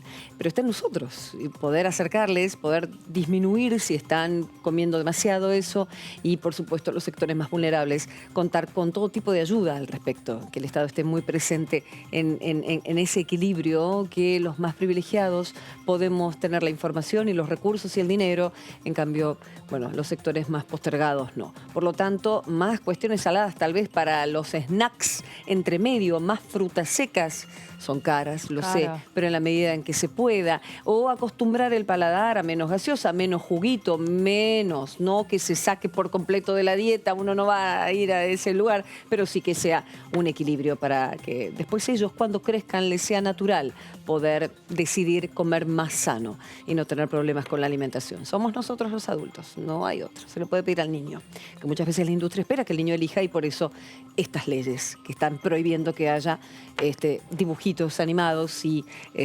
personajes claro, cercanos a los chicos para elegir un yogur o un turroncito o un alfajor. Señores, por ahora dejamos el tema de etiquetado frontal, nos vamos a lo que es proyecto de ganancias. Es un proyecto, una vieja deuda que tiene el diputado Massa y otros diputados también que han presentado proyectos al respecto, ¿no? Viene Dani. lo que hablábamos del proyecto que presenta Facundo Moyano, viene como del origen del Frente Renovador de 2017, donde estaba Massa y otros referentes que después se amalgamó todo con el Frente de Todos, pero es algo que se venía trabajando en el Frente Renovador mucho de la clase media y con reclamos de sectores trabajadores que por ahí, como decía Amanda, un buen nivel salarial que se te escurre en el momento del poder adquisitivo, que se te va con la inflación, entonces tratar de compensar y viendo cómo mantener ese resguardo. Por ahí hiciste una diferencia, por ahí ganaste un poquito más, entonces ver cómo mantener eso. Está muy bien, está muy bien. Una cosa importante que también trascendió de la reunión de ayer es que no solamente presupuesto y Hacienda va a ser, si bien va a ser la cabecera para dar este debate, también se va a incorporar al plenario. En ese sentido van a ser dos las comisiones, que es la de legislación del trabajo que preside Vanessa Siley. ¿Por qué? Porque justamente tiene que ver con la dimensión de impuesto a las ganancias, el piso de la cuarta categoría, del mínimo no imponible, de los trabajadores registrados, ¿no? Recordemos que también hay un debate y hay un pedido de Juntos por el Cambio principalmente, pero también del bloque federal, el interbloque federal, de incorporar autónomos y monotributistas, que son otro régimen de contratación.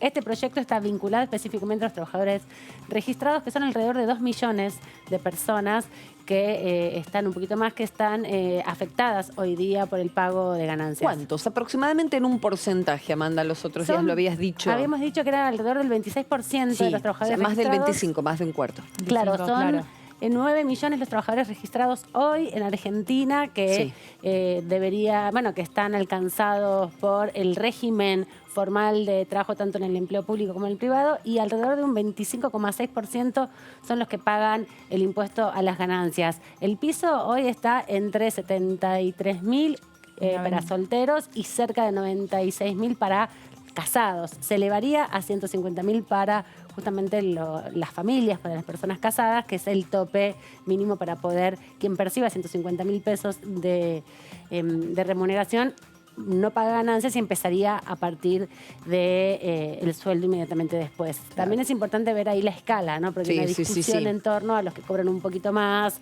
cómo impacta. Si va a volver a ser progresivo, o sea, hacia arriba de esos 150.000, otra vez empiezas a pagar 5, 10, o cómo se va a implementar eso. Se entiende que se trasladaría esa escala de los porcentajes de cómo se está pagando.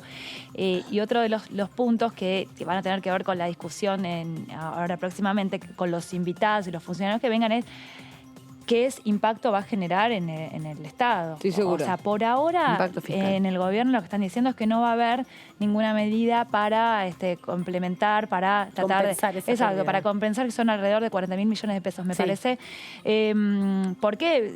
lo que no se cobra por un lado es dinero que falta. Por ahora, en esta primera etapa no está pensado nada. Se había hablado de algún concepto que tenga que ver con las empresas, pero eso por ahora no está avanzado. Así que se va a hablar seguramente, además se habla del ministro de Economía, se habla de Mercedes Marcó del Pont de AFIP. Claro. También seguramente creemos que va a estar invitado Macón de la Oficina de Presupuesto del Congreso para decir, bueno, esto va a costar, tantos trabajadores lo van a hacer, cuánto se va a dejar de aportar y cómo la viabilidad. Porque ideas hay muchas, pero hay que poner el dinero también. Poner el dinero y tapar ese arrojo que deja cuando se trata de aliviar a cierto sector social. Es el Poder Ejecutivo quien incrementa los montos que va desde 150 a 170, ¿verdad? Sí. Eso, ¿por qué lo definen así? Tiene que ver específicamente con que este piso que se establece por este proyecto de ley, recordemos que en otros momentos se había establecido a través de decretos el incremento del piso de la 4ª categoría.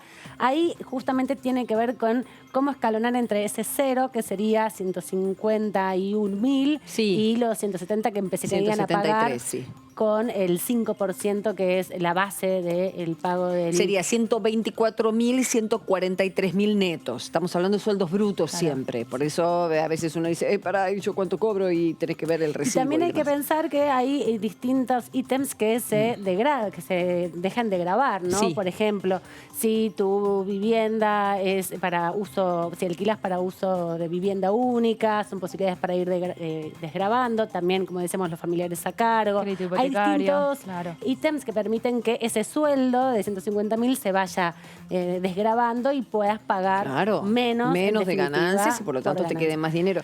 Ahora es un chino importante, perdón lo coloquial, pero es complicado. Y siempre hay un contador amigo, pero para las personas que no lo pueden pagar o que no lo tienen y se ponen en la compu y es complejo, pero bueno. Pero también es importante entender pedir ayuda, cuál es la dimensión. Porque tal vez hay muchos que están pagando cosas que pueden deducir de ganancias. Sí, exacto. Pero eso también es necesario que las oficinas de personal, obviamente, de las empresas, porque es trabajo registrado, garanticen... ¿Recursos humanos? Recursos humanos, sí, exactamente. Son los que tienen que garantizarle a los trabajadores el acceso a esa información y poder facilitarle el trámite de... Llamás y preguntas. Pues tal vez tienen mucho trabajo con otras cosas. Sabemos que recursos humanos tienen grandes problemas en estas épocas de pandemia. La apuesta del gobierno tiene que ver con esto que hablábamos de que es dinero que no va a estar. La idea es que se vuelque al consumo. Porque tiene que ver con la reactivación de la economía, esta post-pandemia que se alarga y que se hace larga. Y bueno, tratar de que, si hay más dinero, como son sectores que a veces se especula con que no tienen una gran capacidad de ahorro, que se vuelca al consumo. Y más consumo, más reactivación de la industria y así un círculo de empleo, de consumo, de reactivación. Bien, distintos cambios, se mejorará mucho el consumo, viendo algunos de los apuntes de quienes hablaron sobre este tema y por qué se está queriendo que entre lo más pronto posible. Se hablaba incluso un decreto que lo esperaba para tratarse en sesiones extraordinarias, pero la cuestión de protocolo pudo más, cuestión de pandemia y tiempos más enfermos y muchas cuestiones suceden en estas épocas de receso también para unos cuantos, aunque eso fue muy corto, fueron los primeros días de enero, después la mayoría de los diputados estaba, incluso se prevían sesiones que no fueron y muchos incluso hasta vinieron a Buenos Aires, pero bueno, cuestiones que tienen que ver con el manejo interno, que tiene lógicamente la Cámara y la presidencia con los presidentes de bloque, con los jefes de bloque, no hizo posible que hubiera otra sesión, aunque todos los diputados y diputadas que sacamos al aire estaban deseosos de que fuera, porque en definitiva ese es su trabajo, estar en comisiones, charlarlo. Bueno, comisiones que afortunadamente se pudo hacer de etiquetado, porque venía también retrasada por una cuestión de que no había protocolo. Sí, exactamente, el protocolo venció el 12 de febrero, después de la sesión que tuvimos el día 11, donde se aprobaron varios proyectos. Y ahora hay que esperar el reinicio de las sesiones ordinarias para ver si va a haber una modificación finalmente del reglamento que incorpore en ese sentido para situaciones extraordinarias el uso mixto de las sesiones o ratificar el protocolo y por cuánto tiempo, ¿no? Ahí va a haber una discusión nueva. La otra vez hablábamos con la diputada Carla Carrizo, que estaba aquí en el piso, y ella comentaba justamente que viene interpelando profundamente a su bloque de Juntos por el Cambio para cambiar de actitud respecto al protocolo, porque la realidad es que, en definitiva, impiden el funcionamiento de la Cámara, ¿no? Claro. Hoy no se puede dictaminar ningún proyecto porque no hay protocolo funcionando. No es válido que los diputados ratifiquen ningún proyecto. Porque hubo esta sesión hoy, porque era informativa. Porque era informativa. Todas las sesiones informativas no hay problema. Lo que no puede hacer es dictaminar, es que se vote. En definitiva, en comisión, si ese proyecto, ¿qué es lo que se vota? Si se vota en disidencia y demás. Por eso la cuestión. ¿Qué dijo el diputado Mario Arce? Porque claro, las voces se van sumando y así nosotros logramos de alguna manera establecer un contexto en el cual esta ley va a ser discutida. El diputado Creo Arce. que es un proyecto interesante que tiene que tratarse en el Congreso. La expectativa estaba en que en este periodo de sesiones extraordinarias pueda discutirse, pero bueno, lastimosamente no se pudo avanzar. Desde la Unión Cívica Radical también hay algunas propuestas, algunas iniciativas en búsqueda de enriquecer el proyecto, teniendo presente, como bien lo decías recién Eduardo, la necesidad de dar un alivio, ayudar a los trabajadores que hoy en día se encuentran en una situación difícil con la pérdida del poder adquisitivo, en lo que tiene que ver también con la inflación. Hay un montón de factores que se van a tener en cuenta a partir de ahora.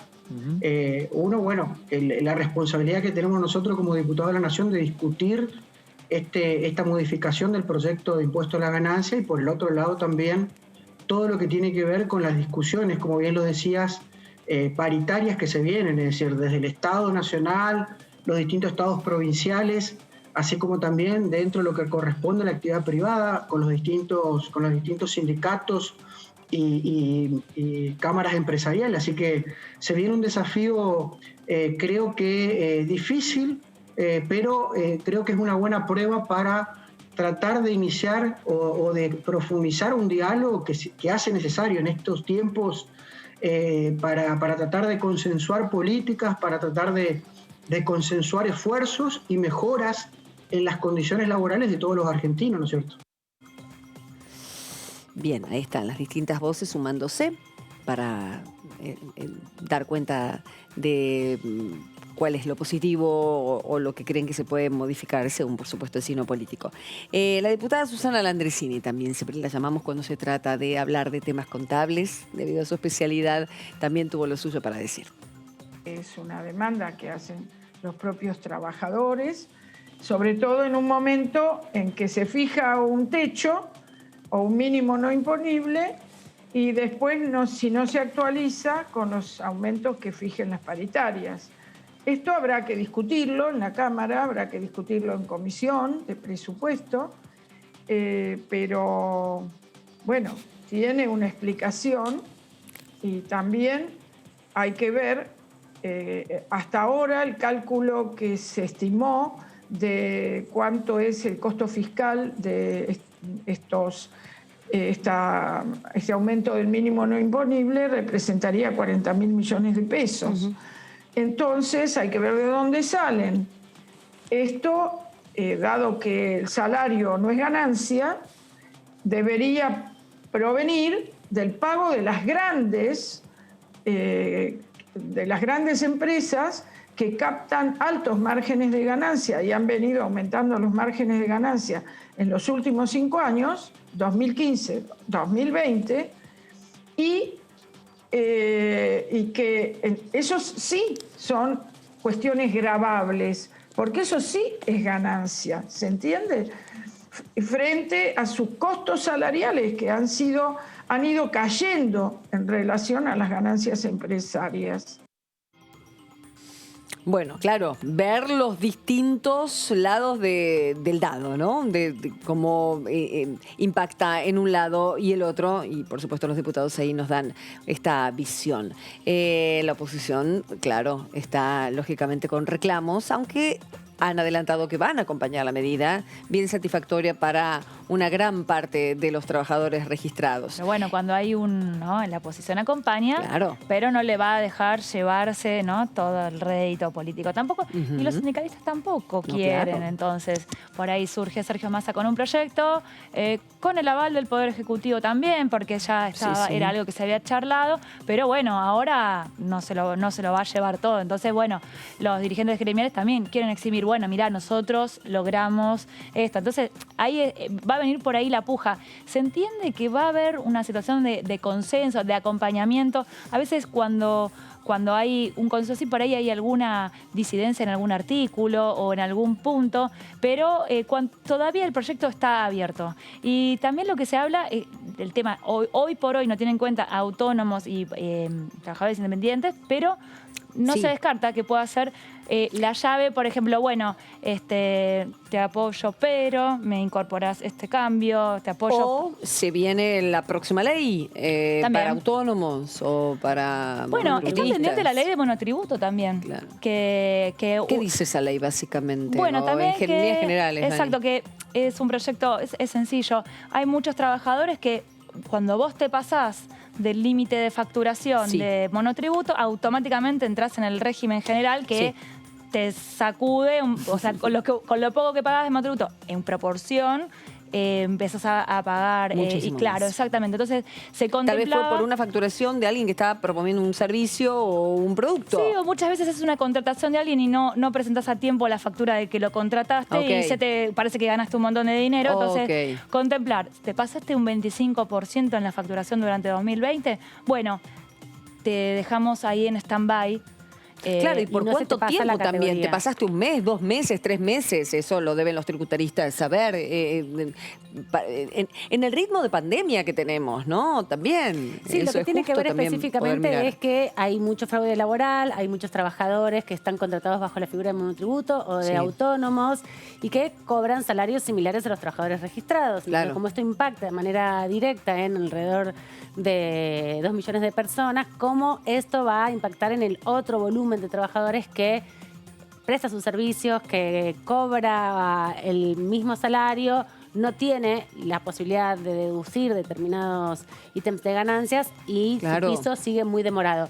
Principalmente porque en el proceso inflacionario que tenemos y de retraso de las paritarias en términos de la capacidad adquisitiva del empleado y de los trabajadores ha quedado muy desfasado en relación con el ingreso que tienen los trabajadores. Va a ser una discusión, son regímenes diferentes. Entiendo que la visita también de la titular de la AFIP va a poder aclarar cuánto de esto se puede armonizar en la misma ley o deben ser legislaciones que vayan en paralelo con discusiones semejantes, pero con proyectos diferentes. Estoy mirando comparaciones entre asalariados y autónomos. Sí, claro, es mucha lo que decía Amanda cuando se trata incluso de que los derechos no son precisamente respetados cuando uno trabaja no en relación de dependencia, presenta facturita todos los meses, ¿no? Dice, la brecha entre asalariados y autónomos se ampliará significativamente. Algunos ejemplos que podemos decir son los siguientes. Un trabajador bajo relación de dependencia que tenga en este 2021, ejemplo, un sueldo neto de 124.500, dejaría de tributar desde su ingreso en marzo, si se aprobará la ley en febrero, cosa que no se aprueba en febrero, se aprueba en marzo, dejará de tenerlo siempre retroactivo, ¿no? Entonces, por los primeros meses del año, en este caso 2, porque el ejemplo ya fue hace unas semanas, y en el supuesto de haber deducciones, en este caso por cónyuge y 2 hijos, se habrán abonado unos 6.700 pesos y ya no se abonaría más, ¿no? En caso de que se hubiera aprobado ahora. Sin la excepción que ahora propone, la carga anual sería de unos 40.000 pesos. En el caso de un autónomo que obtenga en el año ingresos brutos por 1.600.000, más o menos el mismo dinero que mencioné anteriormente, equivalente a 13 salarios de 124.000, pues siempre es un salario más, recuerden, ya que se cuentan los 12 meses más el aguinaldo, en el caso del dependiente, deberá abonar 158.758 por ganancias. El otro, nada. Entonces, claro, acá van a saltar así. Sí, porque siempre el ejemplo que se pone es que el trabajador independiente como profesional, ¿no? El dentista, el abogado, el contador. Pero el fraude laboral que no. existe y hay una manera de justamente hacer pasar como si fuera un trabajador en relación de dependencia a quien factura. A quien factura, Y claro. los monotributistas que no es pagan. independiente, sino que trabaja para alguien presentando factura. Claro, y los monotributistas son un régimen más simplificado que los autónomos para quienes además facturan menos cantidad de dinero a lo largo del año y muchas veces no llegan ni siquiera a Además pagar. no tenés estabilidad, entonces ingresos eso también brutos. es un plus. Por ahí en un mes te fue muy bien, por ahí en un año te fue bien, pero después tenés un año que no es lo mismo que el trabajador de dependencia y su estabilidad en lo que le quitan además.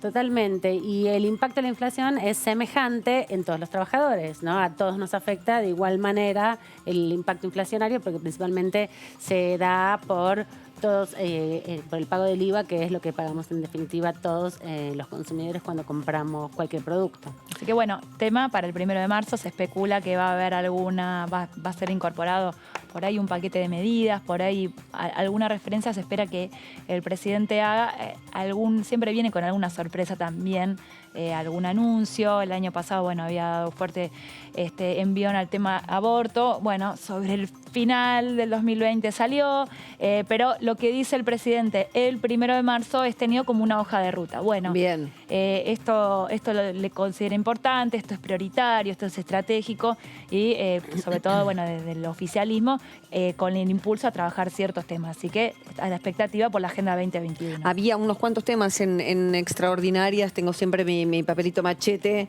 que, bueno, inclusión fiscal para pequeños contribuyentes. Eso es el monotributo. Justamente, claro. Exacto, claro. Exacto. Que estaba incorporado. Sí, por decreto. O sea, estaba, y fue el que entró después. Sí. En diciembre, porque en general todos estos temas fueron incorporados a fines de noviembre, ¿verdad? Sí, en 30 de noviembre terminó el proceso legislativo ordinario. En ese momento, días antes, el presidente de la Nación, o días después, presentó un decreto para las extraordinarias, pero hubo que estirar el periodo ordinario hasta el 3 de enero y allí se incluyeron alrededor de una veintena de temas. A mediados de febrero se incorporaron otra serie de temas que también tenían intereses desde el Poder Ejecutivo, como el calendario electoral, por ejemplo, que incluyeron 6 temas más, que fueron régimen de sostenibilidad e inclusión fiscal para pequeños contribuyentes, el proyecto también que tiene que ver con los presupuestos mínimos de la educación ambiental. Sí. Y finalmente, el último decreto fue alrededor del 11 de febrero para incorporar ganancias, que es el proyecto del presidente de la Cámara. Lo que se suma después de todos los temas que se habían incorporado en noviembre, pero ya estamos dejando extraordinarias. Pero no queremos dejar de redondear el tema ganancias antes de que llegue nuestra invitada presencial, nos pone muy contentos. Es el diputado Suárez Lastra, hablando de ganancias del proyecto, dijo esto. El tema del ajuste de los mínimos de impuesto a las ganancias, que son tan importantes y que a nuestro juicio viene con severos problemas informativos, no está adecuadamente calculado, ni adecuada ni no adecuadamente. Hay una estimación del costo de 40.000 millones de pesos, la idea de que se financia con otro impuesto que se generaría a las ganancias de las empresas, digamos, una cosa sin informaciones muy claras, que dada la importancia del tema para los sectores medios que han sido alcanzados por el impuesto en un monto casi ridículo, es lógico que se ajuste, pero nos parece que falta mucha información y esperamos tener una muy buena reunión porque es un tema clave, muy importante, y me parece que un agujero de 40.000 millones de pesos tiene que ser muy cuidadosamente evaluado e informado. Suponemos que va a ser los primeros días de la semana que viene. Esperamos que sea una reunión informativa y que podamos evacuar todas las preguntas que tenemos. Realmente nos parece que hay cosas que tienen que ser agregadas. No es posible que haya una diferencia tan grande entre los ingresos de los que tienen una relación de dependencia y los ingresos de los autónomos. Los autónomos siguen estando alcanzados con una cifra ridícula de ganancias y no hay solución para ellos en este proyecto. Entonces nos parece que es tan importante el tema, tan delicado, que se requiere toda la solvencia del equipo de Hacienda, de Economía del Congreso y la Oficina de Presupuesto del Congreso de la Nación, para que sepamos que estamos hablando sobre costos firmes, sobre cálculos de recaudación firmes, y no estamos haciendo una improvisación que la solución haga que se agraven los problemas en vez de ser resueltos. Ahora tocamos.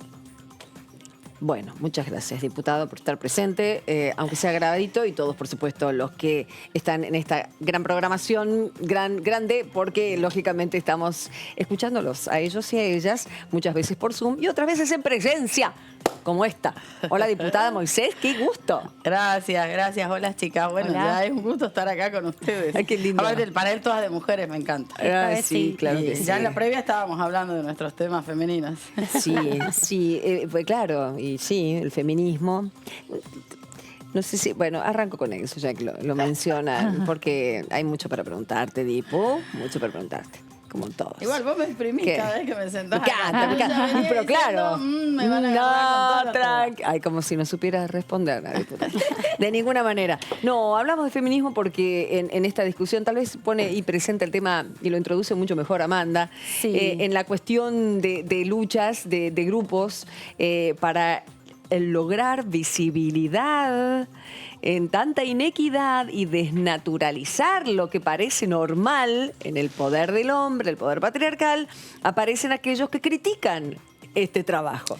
Sí, hubo 2 columnas en un diario digital, que es Diario AR, el día domingo, que fueron muy criticadas en las redes sociales, y la diputada tuvo una discusión virtual, podríamos decir, con muchos usuarios de Twitter, porque ponderó un análisis muy interesante que salió en el diario de un pensador, de un escritor, de un periodista que planteó una crítica fuerte sobre determinadas relaciones con el feminismo, ¿no? Formas de expresión del feminismo, tomándose también de su experiencia anterior al auge de la agenda de géneros en la agenda pública. ¿Qué decía este hombre tan No, duro? porque no soy feminista, Sí, hablaba se y llama daba así sus fundamentos. ¿Por qué no soy feminista? Claro. Decía. Se llama así el ¿Pero quién artículo. lo firmaba? No Daniel, recuerdo. No importa. Daniel Molina. Radio virtual. Daniel Molina. ahí Daniel está. Molina, que el alias es el rayo virtual. Es el- En Internet. Y su crítica era a determinadas expresiones que no dan la discusión sobre debates culturales en profundidad, sino que se reproducen determinadas consignas y se reproducen determinadas posiciones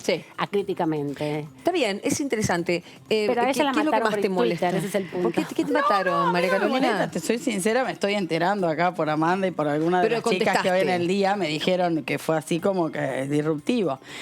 No, lo que pasa es que el planteo creo que forma parte más allá de Rayo y de esa columna y demás. Sí, está bueno. El Traemos planteo el tema en dentro del general. movimiento feminista está que hay toda una tendencia de ir a los extremos. Y en esos extremos ir sosteniendo un pensamiento único basado en los derechos de género, de lo que estamos de acuerdo. ¿Qué es ir al extremo? En la búsqueda de la igualdad de esos derechos y en la construcción de las transformaciones sociales y del cambio cultural que estamos atravesando. No estamos en un momento de resultado total, estamos en un momento de tránsito en la construcción de esos derechos, de esa igualdad, de desconstruyendo, como se usa la palabra, los machismos existentes, hasta en las mismas mujeres, en determinados contextos sociales. Entonces yo fui como que, a ver, fue un acto de espontaneidad, porque había leído varias cosas en la tarde sobre este tema. Entonces digo, bueno, yo tengo 45 años, vengo de Jujuy, de una provincia extremadamente machista. O sea, soy mamá de una hija de una generación de 12. Hija de el modelo generacional, mamá, papá, matrimonio normal, donde en esta casa, digamos, muy tradicional. Si llegaste a los 30 sin casarte, guarda. Y más, claro. O sea, yo, desde hecho, nunca me casé porque tengo toda una posición, digamos, sobre la institución matrimonial. Entonces, digo, como mamá, como hija, como de tener mis abuelas también pensadas y montadas sus vidas sobre otros varones, yo siempre valoro y aprecio cada vez que me toca hablar, y me han elegido varias veces en paneles de género, digamos, este punto de entender contextualmente qué le pasaba a aquellas mujeres, qué le pasaba a la generación del 50 y del 60 cuando empezaron a hacerse cargo de trabajar, qué les pasaba a las otras cuando ya empezaron a estudiar, a profesionalizarse y a empezar un criterio de independencia real y de autodefinición, no en función de el padre del marido o hasta después los hijos, sino de autodefinirse, a nuestra generación en la cual rompimos definitivamente muchas de esas estructuras y cada una eligió un modelo de vida que no era digamos... El impuesto tradicionalmente. Y cómo van a vivir nuestras hijas. Entonces, un poco lo que decía Rayo Virtual era que estábamos atravesando ese camino y que ya hablaba de cómo iba a ser el postfeminismo. Entonces, cuando hay procesos sociales tan disruptivos y que en tan poco tiempo, si pensamos la historia de la humanidad, ¿no? En tan poco tiempo, estamos hablando de 3-4 décadas, hemos logrado posicionarnos, generar protagonismo, hablar de derechos, ganar derechos de manera permanente y construirlos para que después se hagan realidad en la sociedad. Bien. El punto era que es con los hombres. Porque parte del debate es que sin los hombres. Y como que todos los hombres son los machos saquemos al hombre de esta historia. Hay algunas que piensan así. Del cálculo. Hay otras que te dicen, no, es con ellos, pero en determinadas condiciones. Entonces lo único que puse fue, es con ellos. A mí hay un punto para agregar esto solo nada más. Lo que pasa es que estaba muy caliente Twitter ese día, digamos. Claro. También. Siempre está caliente Twitter. Era un día caliente no Twitter. siempre, pero sí, se enciende altamente cuando pasa intenso. Altamente. Cuando una mujer dice, yo soy femenina, no feminista, a mí me hace un ruido raro. Puede Cada ser uno lo que quiere, por feminista. supuesto. Yo me siento las dos cosas. Pues por eso mismo, ¿por qué ponerlo en contraposición? Sí, o puede ser, a ver, a mí me pasó, yo nunca milité los derechos de género en términos teóricos o de haber formado parte de los distintos movimientos que se fueron generando, ¿no? Ahora, me definí una defensora de los derechos de género a partir de mis propias acciones, de mis propias decisiones, de cómo fui enfrentando ese poder machista dentro de la política. Yo fui presidente de un club de fútbol, de varones, armé equipos de fútbol, Ahí me perdí con ese dato tuve que elegir directores técnicos, fue toda una experiencia abrumadora. Más para ellos que para mí, les soy sincera. Claro. Pero tuve que organizar equipo de fútbol y aprender cómo se elegían los directores técnicos, negociar con los directores técnicos, negociar con los futbolistas, con los equipos, ir a la liga de fútbol con los otros clubes. ¿Y tú ibas con los brillos, todo así? No, bueno, obviamente que uno se adapta, digamos.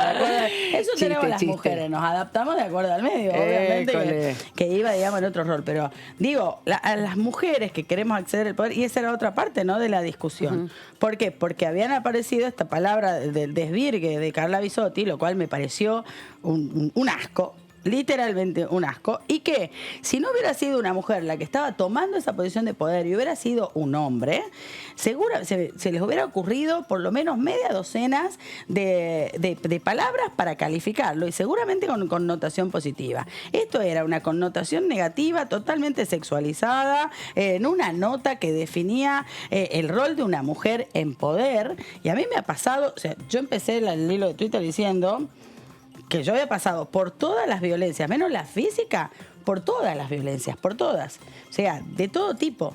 Entonces, digo, fíjate, el desafío enorme que tenemos nosotros como mujeres, también de resistir, y cuando una de nosotras ocupa un lugar de poder, estar todas pero como soldados, nos guste, no nos guste esa mujer tomando un espacio de poder. Y en esto, vamos por ahí al tema de la semana. Creo que la definición de... Hoy Carla Bisotti tiene una extraordinaria responsabilidad, con muchos desafíos por delante, pero bueno, sobre todo hay un alto componente machista a la hora de componer determinados equipos y empezar a tomar decisiones. Entonces, cuando Carla empieza a tomar decisiones, seguramente va a tener una doble tensión. La tensión de que la tome por su experiencia, por su capacidad, por su criterio, por su formación y por la responsabilidad que hoy el presidente de la Nación le dio, pero también esta otra de tener que lidiar con ser permanentemente juzgada, doblemente exigida. Y Carla lo vivió porque cuando empezaban acuérdense, las primeras conferencias de prensa, era el estigma que si se pintaba, si no se pintaba, si iba a la peluquería, si estaba arreglada, si no estaba arreglada. Caro, nos quedan 3 minutos, la próxima vení más temprano. Te meto de lleno en el tema y busco una respuesta que sea, por supuesto, la que quieras darnos. En esta situación irregular que se ha vivido, con cambios de ministros, ¿qué crees que salió más dolido? ¿El ministerio? ¿La gestión de Ginés? ¿El programa de vacunación o el Poder Ejecutivo? No, indudablemente Ginés. Indudablemente el compañero Ginés. Hay un error, obviamente, que hoy está siendo evaluado por toda la sociedad con distintas varas, como es la Argentina, ¿no? Entonces yo siempre digo que un error no puede anular toda la carrera profesional y todo lo que hizo Ginés por los argentinos y argentinas, sobre todo en estas últimas horas, no vamos a contar en toda su carrera, ¿no? Una cosa no quita la otra. El error está, las decisiones se tomaron, Alberto ¿Cómo viste le la pidió decisión del la presidente? renuncia, y bueno, hoy Ginés debe estar pasando unas horas terribles. Y bueno, y todos tenemos que hacernos cargo de la responsabilidad que nos toca ante el error, ¿no? Entonces creo que se hizo cargo, renunció, dio un paso al costado y demás. Ahora, en esta vorágine argentina de opinar y de juzgar, donde todos juzgan desde cualquier lado y muchas veces sin saber, el escarnio, yo hice una publicación también el sábado, el escarnio público al que se lo... en el que se lo puso a Ginés, creo que ahí hay un alto grado de injusticia. Porque Ginés, no solamente que es uno de los mejores sanitaristas de Latinoamérica, no solamente que se hizo cargo de la pandemia, y estoy segura que, aún reconociendo las capacidades profesionales de muchos otros compañeros que podrían haber estado en ese ministerio, estoy segura que hacía falta alguien con el nivel de legitimidad de Ginés, que era una voz reconocida, respetada, y que llegaba hasta el último médico de la Quiaca, ¿no? Claro. Entonces, es muy valorable lo que Ginés hizo por todos nosotros.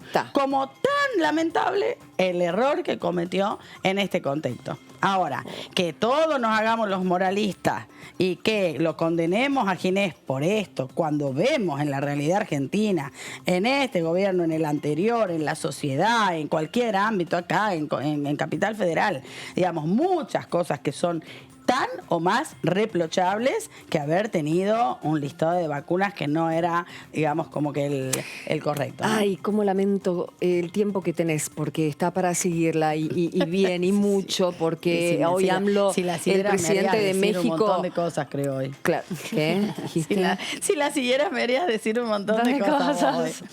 A mí me gusta. Y porque qué mejor, porque queda mucho. Bueno, te comprometo otro día que vengas. Y ya el tema va a ser otro, tal vez, pero no está mal el poner sobre la mesa distintas cosas que se generan con esto, porque se abren muchas ventanas y lo bueno es poder llevar información correcta y concreta. Gracias, chicas. Carolina, un Yo placer. también lamento la parte de tiempo.